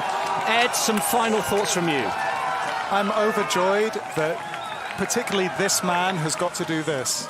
It's not just the barrier being broken, it's something that has existed in this person's head for so long, and it's so gratifying to watch him achieve that. He's almost there. He can see the finish line. That's the view from Eliud Kipchoge. You can see the finish line where we are looming into view. 1:57 and approaching 1:58. I think we can say with some certainty now that he's going to do it. He's going to do it. He's going. He's telling him to move away. Come on, he says. Come on, this is it. Shalane, a final thought from you. This is incredible. Eliud's performance is such a gift to the world. His running is a gift to all of us. I feel so blessed to be here today. I hope everyone can hear me smiling through this microphone right now. I cannot stop smiling. 500 metres to go. He has the Hauptallee to himself. All the pacemakers have let him go. As Ed said, he is sprinting into the history books here. They're cheering him on. 400 metres to go. Let's bring him home. This is history unfolding on the streets of Vienna this morning. It's a Saturday run like we've never seen before. Listen at the noise. The crowd getting right behind him. Goodness me, 300 metres to go. He can see the finish line here. Neil Armstrong we had on the moon in 1969. We had Roger Bannister, the 4-minute mile 65 years ago. Edmund Hillary, the first man to climb Everest in 1953. We have 1 minute to go. Eliud Kipchoge is on his way here. It's not going to be a minute. This humble farmer who used to run 2 miles to school every day and back. He used to go to the nearest town on his bike to sell milk at the local market. And now, has the hand of history on his shoulder. He has less than 200 metres to go. Eliud Kipchoge, let's keep an eye on the clock, into the final 20 seconds. Eliud Kipchoge, first man to run a marathon in under 2 hours. One final lung-busting stride for Kipchoge. One giant leap for human endeavour. And you know, Kipchoge was right. No human is limited. And now he can celebrate. He has done it. And to Roger Bannister, Neil Armstrong, Edmund Hillary, we can now add the name of Eliud Kipchoge. Shalane, sum it up for us. I would like to just thank Eliud for sharing his gift with the world, with us today in the City of Dreams. He created an absolute masterpiece that will never be forgotten. Ed. That was absolutely beautiful. That last kilometre was absolutely beautiful, with his teammates cheering him on from behind. He's now been held aloft by all of his teammates. There's thousands of people with cameras who want to hug him. There's a Kenyan flag. It's pandemonium at the finish line. He's going crazy. You wouldn't have thought he'd just run a marathon. No, he looks phenomenal. There are people crying in the crowd. Well, there was a very carefully choreographed plan for the finish, but that's completely been ripped up and thrown out of the window because Eliud Kipchoge is on. He's still got energy. How on earth do you have the energy to run like this after running at 13 miles an hour for 2 hours? There you can see the unofficial time. We may take a minute or two to make that the official time, but 1:59:40.2 is the unofficial time. Comfortably inside 2 hours, and the Olympic champion, the world record holder, the greatest marathon runner the world has ever seen, is now in the history books. Oh. And they are going berserk right in front of our commentary position here. We could just see his physio, his long-time physio. Crying, wiping tears away. Peter, he is a tough guy who hurts people for a living. He puts his thumbs deep in their muscles, and he is weeping in front of our commentary box here. I want to give everyone a hug. There is his wife. What on earth must she be thinking? You choose a race to go and watch your husband race for the first time. This is not a bad It's point. a good one. It's a good one. Yes. It's a good one. I wonder what his kids are going to say later today. Oh, Dad, it was okay. It was pretty good. We see all the Kenyan flags here. This is such a big moment for Kenya, for East Africa, and it's incredible that we're watching this supreme athlete from Kenya do this on the world stage. There they are. His children watching on with great pride. And I wonder what Eliud is thinking as well, because anybody who's a parent knows that it makes a difference. It makes a difference to see and do something in front of your children. So it's been extraordinary here. We hope you've enjoyed our coverage from the commentary box. Thanks very much to Ed Caesar and to Shalane Flanagan. Brilliant insight and analysis as always.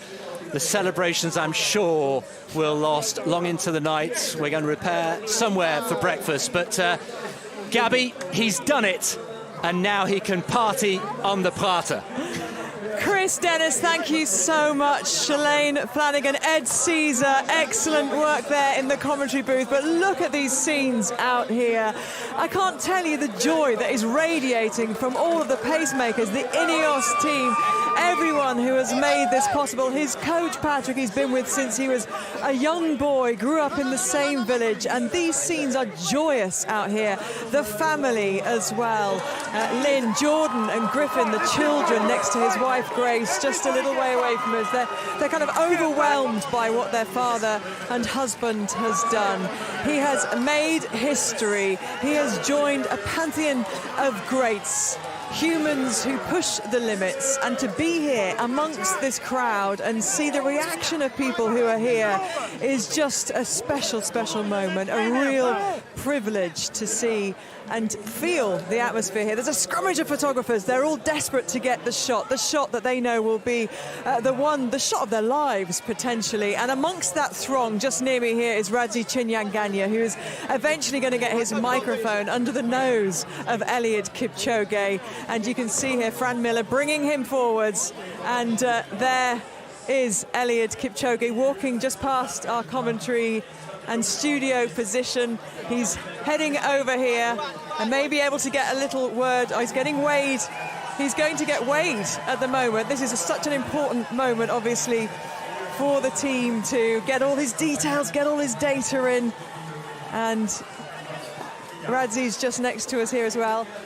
Eliud's doing the important science. He's obviously got to get that data in. They need this. They need to make sure they know all the details. They've got all of the information going forwards because Eliud Kipchoge will no doubt have another marathon to run. And he hugs team members of INEOS. He has the flag, the Kenyan flag aloft, and hugs more team members. Fran Miller there. An absolutely wonderful scene. Radzi's going to get his microphone in under his nose, I'm sure, any moment now, and we'll hear the thoughts of Eliud Kipchoge. He's a quiet man, he doesn't say a lot, but when he does, it is thoughtful, it's considered. He's such an intelligent figure, a real thinker of running. And there he is now with Radzi.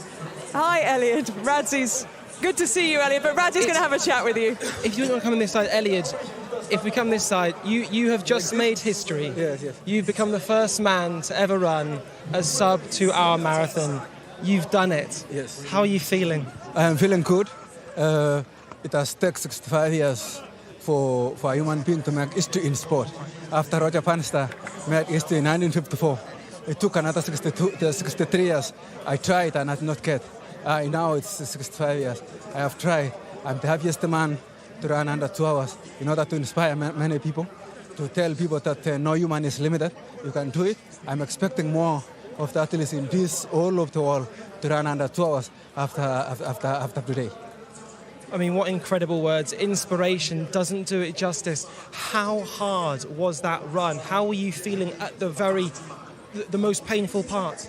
Actually, I can't say and I can't define, but the first thing is when I woke up at 4:50 to actually the starting time, that's 8:15. It was my hardest times even before the start. The time actually it was 4 hours, but it was like 30 minutes. So it was the hardest times. But all in all, the race is actually, the first kilometer is really hard the way it is. It needs actually the perseverance, it needs dedication, it needs the hard run. Yes. Your pacemakers were fantastic, start to finish as well.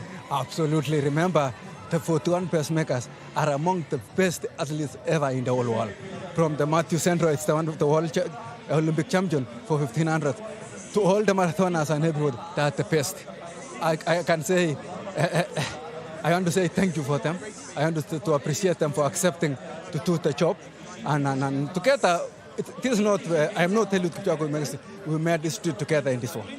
Eliud, to see the reaction that you had, especially from Kenya, with you growing up with a single-parent mother, you're a proud member of the Talai clan. What does this mean to Kenya, especially? It means a lot to Kenya. I wanted to run under 2 hours in order to tell Kenyans that everybody can step out of his store and actually think positively, do what's required by a human being to do, and all of them can earn a good life. And together, you can make this wall a running wall. And after making a running wall to this wall, you can make this wall a beautiful wall and a peaceful wall. It's a genuine joy talking to you. It would be remiss of me not to mention your wife and your 3 wonderful children as well, though. Actually, my wife and my 2 children are giving me more support. I'm happy for them to come and witness the history. They will be among those who made the history. I'm happy for them. And just finally, Eliud, what image would you like us to take away from this? You genuinely made me cry watching you cross the finish line. What would you like us to remember about this? Actually, I want to say the positivity of sport. Actually, I want to make the sport a clean sport. I want to make sport an interesting sport whereby all the human beings can run, can wake up very early in the morning, to run. And together when we run this wall, we can make this wall a beautiful wall. We can kick away most of the diseases by just running. It will be a beautiful wall. It's a privilege talking to you. It was a privilege watching you run. And on behalf of every athletics fan around the world, yes, thank you very much. Thank you too. Thank you very much. Thank you to the whole world. Thank you to those who watched me through Facebook, those who watched me through YouTube, those who watched me live. And I can say, actually, I am appreciating your time that you sit behind your TVs, behind your mobile phones, behind everything, even following through Twitter and everything, that you have made history together, and together you can make this wall a beautiful wall. Thank you very much. Eliud, you were great before. You are now an icon. Congratulations. Thank you very much. Thank you. Immortal, I think. And when he says takes the time to watch me, well, you've made it a little bit less than it ever was, Eliud Kipchoge. And I think you can add to Radzi's words, it's not just athletics fans. I think it's human beings who are in awe and enamoured and impressed by what we just saw. But there's one man that knows him perhaps better than any, and that is his coach, Patrick Sang. And Crystal is with him out in the throng. It takes a team. Patrick Sang, you're at the heart of that team that made this possible. Right now, your feelings in words, can you describe it to us? It's been 17 years in the making. I'm still in the moon. I'm yet to come down to heart. Really excited. Happy for him, for what he has achieved. He's actually inspired all of us that we can stretch our limits in our lives and we can do more than we think we can do. What was the first thing that you said to him as he crossed that line? I said, congratulations, you've done it and you've made history. Was there ever any doubt, and what was it like actually watching it from the sidelines, knowing that you've done all the work you could have done? I watched the race from the Pacers tent and I saw the spirits of the Pacers and and I watched the race, the changeover and all that. Everything went perfectly right. What do you think this means not only for Eliud, but for the rest of humanity? For the sport, it's challenging other young athletes and athletes that are still active that they can stretch and perform better than they think.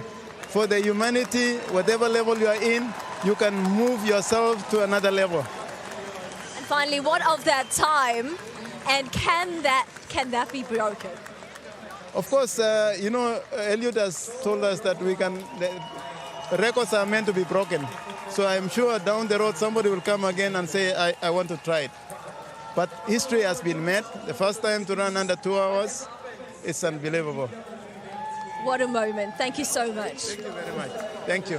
Thank you for all the people who came to watch, the supporters who came from all over the world to watch. Thank you very much. Thank you. Well, I'm delighted to say that Sir Jim Ratcliffe has joined me just outside of the studio because you've got to go off and do the presentation.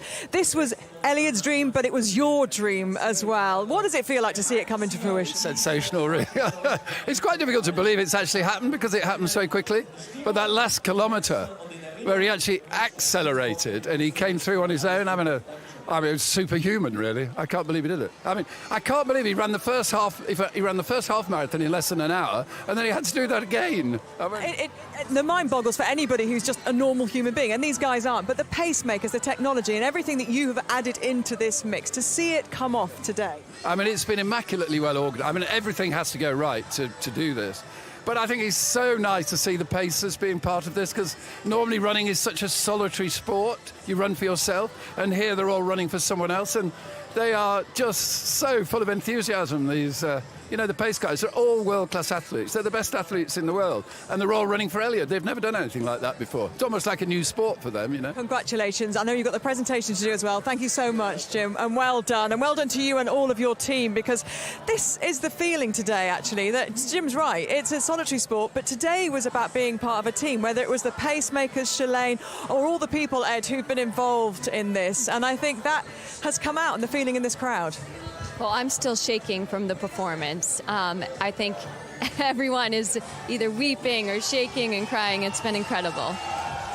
The image that I'll remember is of him coming up the final straight with the other pacers cheering and whooping behind him.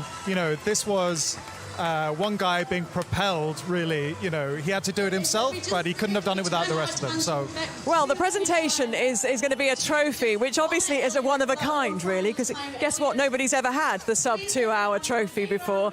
And I think it's really more of a symbol. It's a symbolic gesture to Eliud, and I know that later today he will take his pacemakers and he will present them with trophies and awards as well, because he realises just how important they were, not just in setting the pace, but in boosting his morale and keeping him going when it got a little bit tough for him out there. It didn't appear to get massively tough because he hides it well, as we know.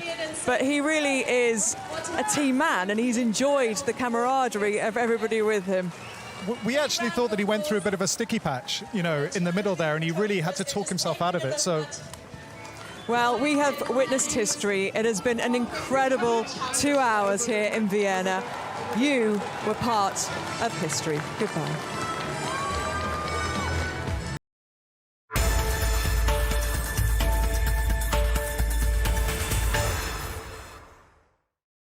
Right now, all the pacemakers have joined Eliud So we are here in the, it feels a little, I was going to say the calm after the storm, but I don't think it has calmed down yet, has it, Shalane and Ed Caesar? It feels like there is just this incredible energy out here because the crowds are staying. You know, they haven't dissipated, they haven't gone away when they've seen that incredible landmark broken, that 2-hour marathon broken. They've stayed to enjoy the celebrations. There's been a celebration there where Eliud Kipchoge being held aloft by his pacemakers has been presented with a trophy by Sir Jim Ratcliffe of INEOS, and these will go on. Last night when I was with Sir Jim and Dave Brailsford, they told me that, I said, what are you going to do tomorrow night? What are you going to do tomorrow afternoon? They said, well, actually, Eliud really wants to give his pacemakers something to mark this occasion. And you got the sense of a community of running, Shalane, didn't you, this afternoon, or this morning when you were out there? We've been up so early. I'm not quite sure what time of day it is. Yeah, Eliud is all about, you know, the team and contributing to the world and to other people. He's always running for something bigger than himself, and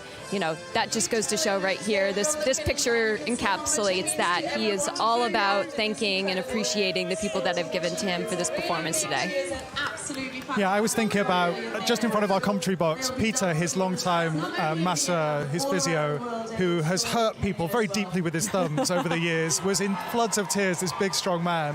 I thought what it must mean to someone who's actually worked with him for such a long time to see this moment. And for his children, I mean, it's incredible to think that his wife and family have never been to any of his marathons, never been to any of those big city races or his world record. And for them to be here today, well, if you were going to pick one, this would be it. And for them, you know, he's daddy to them. He's a daddy who runs. And when they see the crowds here adoring him, but knowing that they're a beautiful moment with Chris Froome and he's obviously part of Team INEOS and comes from the world of cycling. He knows just what pain is all about. He knows how hard it is to push yourself through those moments. And there was that lovely bond there, a lovely cuddle between the pair of them. But the Kenyan flags that have been out here today, and not just Kenyan flags. I mean, there have been people from all over the world. Bahamas, you mentioned Gold Coast earlier on. A lot of people come from the States as well. Yesterday we bumped into a lovely family that traveled all the way from Utah, from Park City, Utah, to be here. And I said, why did you travel all this way? And they said, because we want to be here for history. We want to be here for Eliud.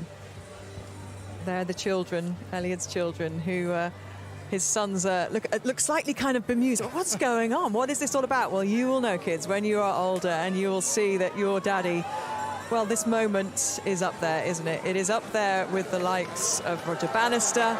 It is up there with the first steps on the moon. We are talking human endeavour and breaking barriers that well, they weren't predicted to be done for another 15 years or so in the projections that scientists made. But scientists and very clever people around Team INEOS made sure that he had the conditions and everything was perfect. But actually, what they couldn't determine was the weather. And we didn't expect the fog, and we didn't expect the damp, and we didn't expect the humidity today. And maybe that was another 10 or 20 seconds off the time. It certainly wasn't absolutely perfect, but it's one of, you know, it's a sport, and it's not a scientific experiment, and things go wrong. And you know, he had to really talk himself through some tough times there. It was not a walk in the park. We're in a park, but he was really hurting. You could see that he was hurting, and he hurt a lot earlier than I thought he was going to. He had to talk himself out of a really sticky patch. And yet, Shalane, when he crossed the line and then he sprinted back and starts high-fiving people, it just shows you the euphoria. If anybody's thinking about starting running, that euphoria and those kind of bursts of hormones and energy and everything that comes with feeling great when you run, that was it right there. Yeah, you know, if he hadn't broken 2 hours, I don't know you would have seen him sprinting around like that, you know, but he achieved this lifelong goal. And that euphoria carried him and gave him the energy to give the high fives, run up and down the road. I mean, I was chuckling. I couldn't believe after that type of a athletic feat that he could have the energy. But it's truly that surge of energy of just having this accomplishment to his name. I've not seen anything quite like it with the photographers. They're going again, the photographers, as he comes back over. They were kind of fighting with each other. It was like a scrum. It was like a proper paparazzi scrum, because they know what they're seeing is just incredible, and they are privileged to be here. Let's take a little look back, shall we, guys, at the last kilometre, which was this is where the celebrations truly started, Shalane. He's truly racing against the clock and running towards history, and it was so fun to just see him in absolute full flight, no one blocking him, and to see his beautiful form that he has. And to see his wife waiting for him at the finish. It was just clear running, and you could just see the joy emanating from his body that he was going to achieve this goal. Yeah, the moment for me was absolutely priceless. Was when everyone split, and you could just see them in the background, like raising their arms and cheering him on. That was the moment where you felt this was really going to happen. And there were people down here at the finishing line, they're still there, like who'd climbed up trees and, you know, done whatever they could to get the best vantage point of the moment. Well, my own personal travesty is that I forgot to press record. I was holding my phone, I was so emotional, and so I have nothing. Nothing but wonderful memories, and I'm pretty sure we might have pressed record on the production today. I'm sure. So I'll go back and watch it again and again. But it was there was just a sense and kind of collective and a community intake of breath, because everybody here knows that they have witnessed something truly special. And as you say, when they peel away in a few moments' time, the pacemakers, which was obviously a preordained, an orchestrated move, that this is the moment he will go and this is his moment, and that was where it became like a racing kind of environment, but without anybody to race, just the clock. And it was all about the clock today. And he was getting the crowd going and he was whooping them up, but they didn't need to be whooped up because they were so with him, and they were already at the finish line cheering and singing. We had some wonderful singing. Did you hear it in the commentary box? There was some fantastic... No, we didn't hear the singing. No, we had some fantastic Kenyan singing going on as well. There was a party atmosphere, and because of the fog, it's ever so slightly misty. It's even more evocative, isn't it? And the man emerging from the mist is the man who will go down in history, Eliud Kipchoge, and his official time of 1 hour 59:40.2. An incredible feat that all of this crowd here will remember for a very, very long time. Ed, you know, you've written so much in this area, you've researched in this area for so long, and we talked about the cynics coming into this who said, well, he's got pacemakers and he's having carbohydrates and he's doing, you know, things that you can't do to get an official IAAF world record. What do you think they're thinking now? They're surely, if they love this sport, they're feeling as joyous as everyone around here. Well, I think that you couldn't help but be affected by the scenes that you're seeing, the joy, the evident joy.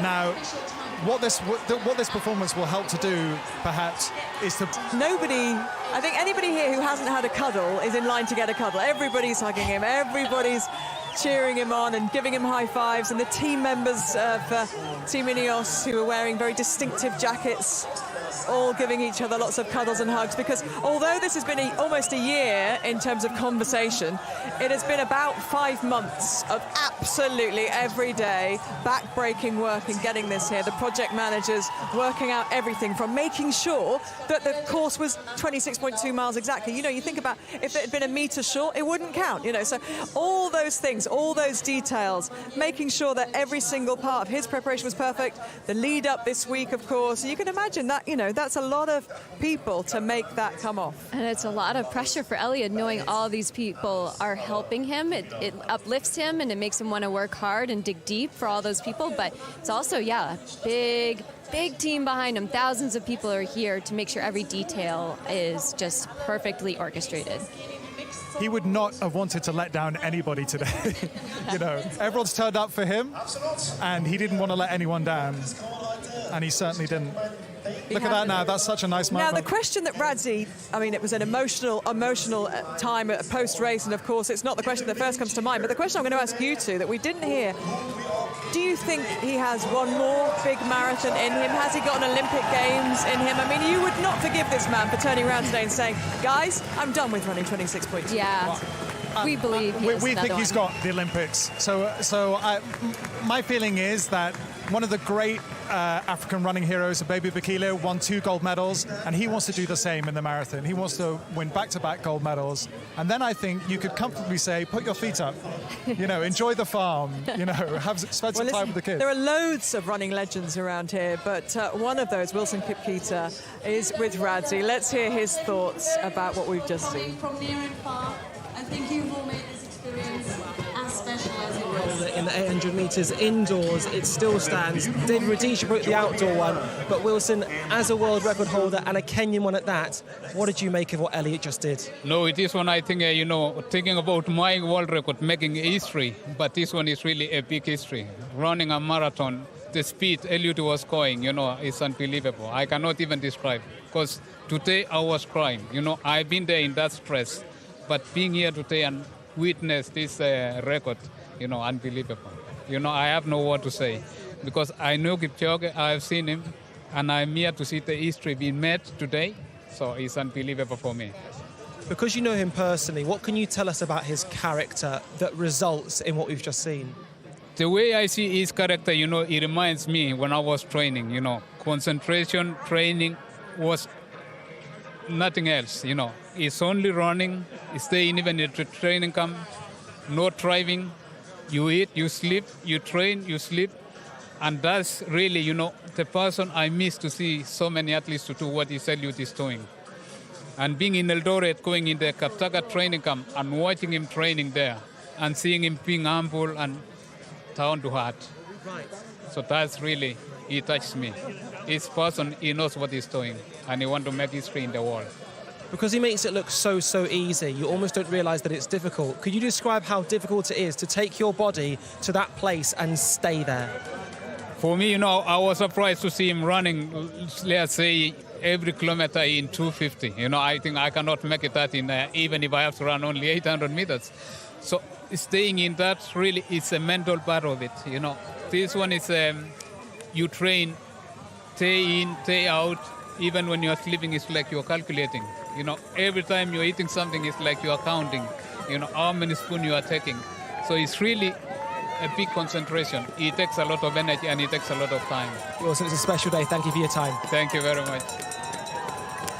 Well, Eliud, in his interview earlier, talked about inspiring people to run and inspiring people to do things that they never thought possible. And the running community, of course, will be loving this. But I think it also transcends, doesn't it? And people thinking, yeah, do you know what? I can do that part run or something. You start off small and you build and you build. And that is the message of any athlete's career. Very positive outcome of this whole event if more people just went running once a week or something like that. That's what he's interested in. That's what he wants to use his new prominence for. He wants more people to take more exercise. He wants to make it a running world. That's what he says. What would you like to see, Shalane, be the legacy of what we've experienced here in Vienna?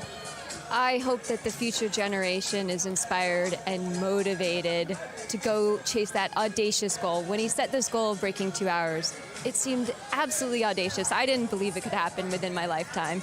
And so I think whatever people have that they're dreaming of that seems audacious, just go for it and to just see if it's possible. You may not make it, but just the journey of trying to make that achievement is worthwhile. Shalane, Ed, thank you so much. It's been wonderful sharing this fantastic experience with both of you. And of course, Crystal and Radzi are still out there as well. One man has done what many thought impossible. He has broken barriers that are akin to a 4-minute mile, putting a man on the moon. He's done it with a lifetime of endeavour and hard work. And that man who's made history today is Eliud Kipchoge. Goodbye.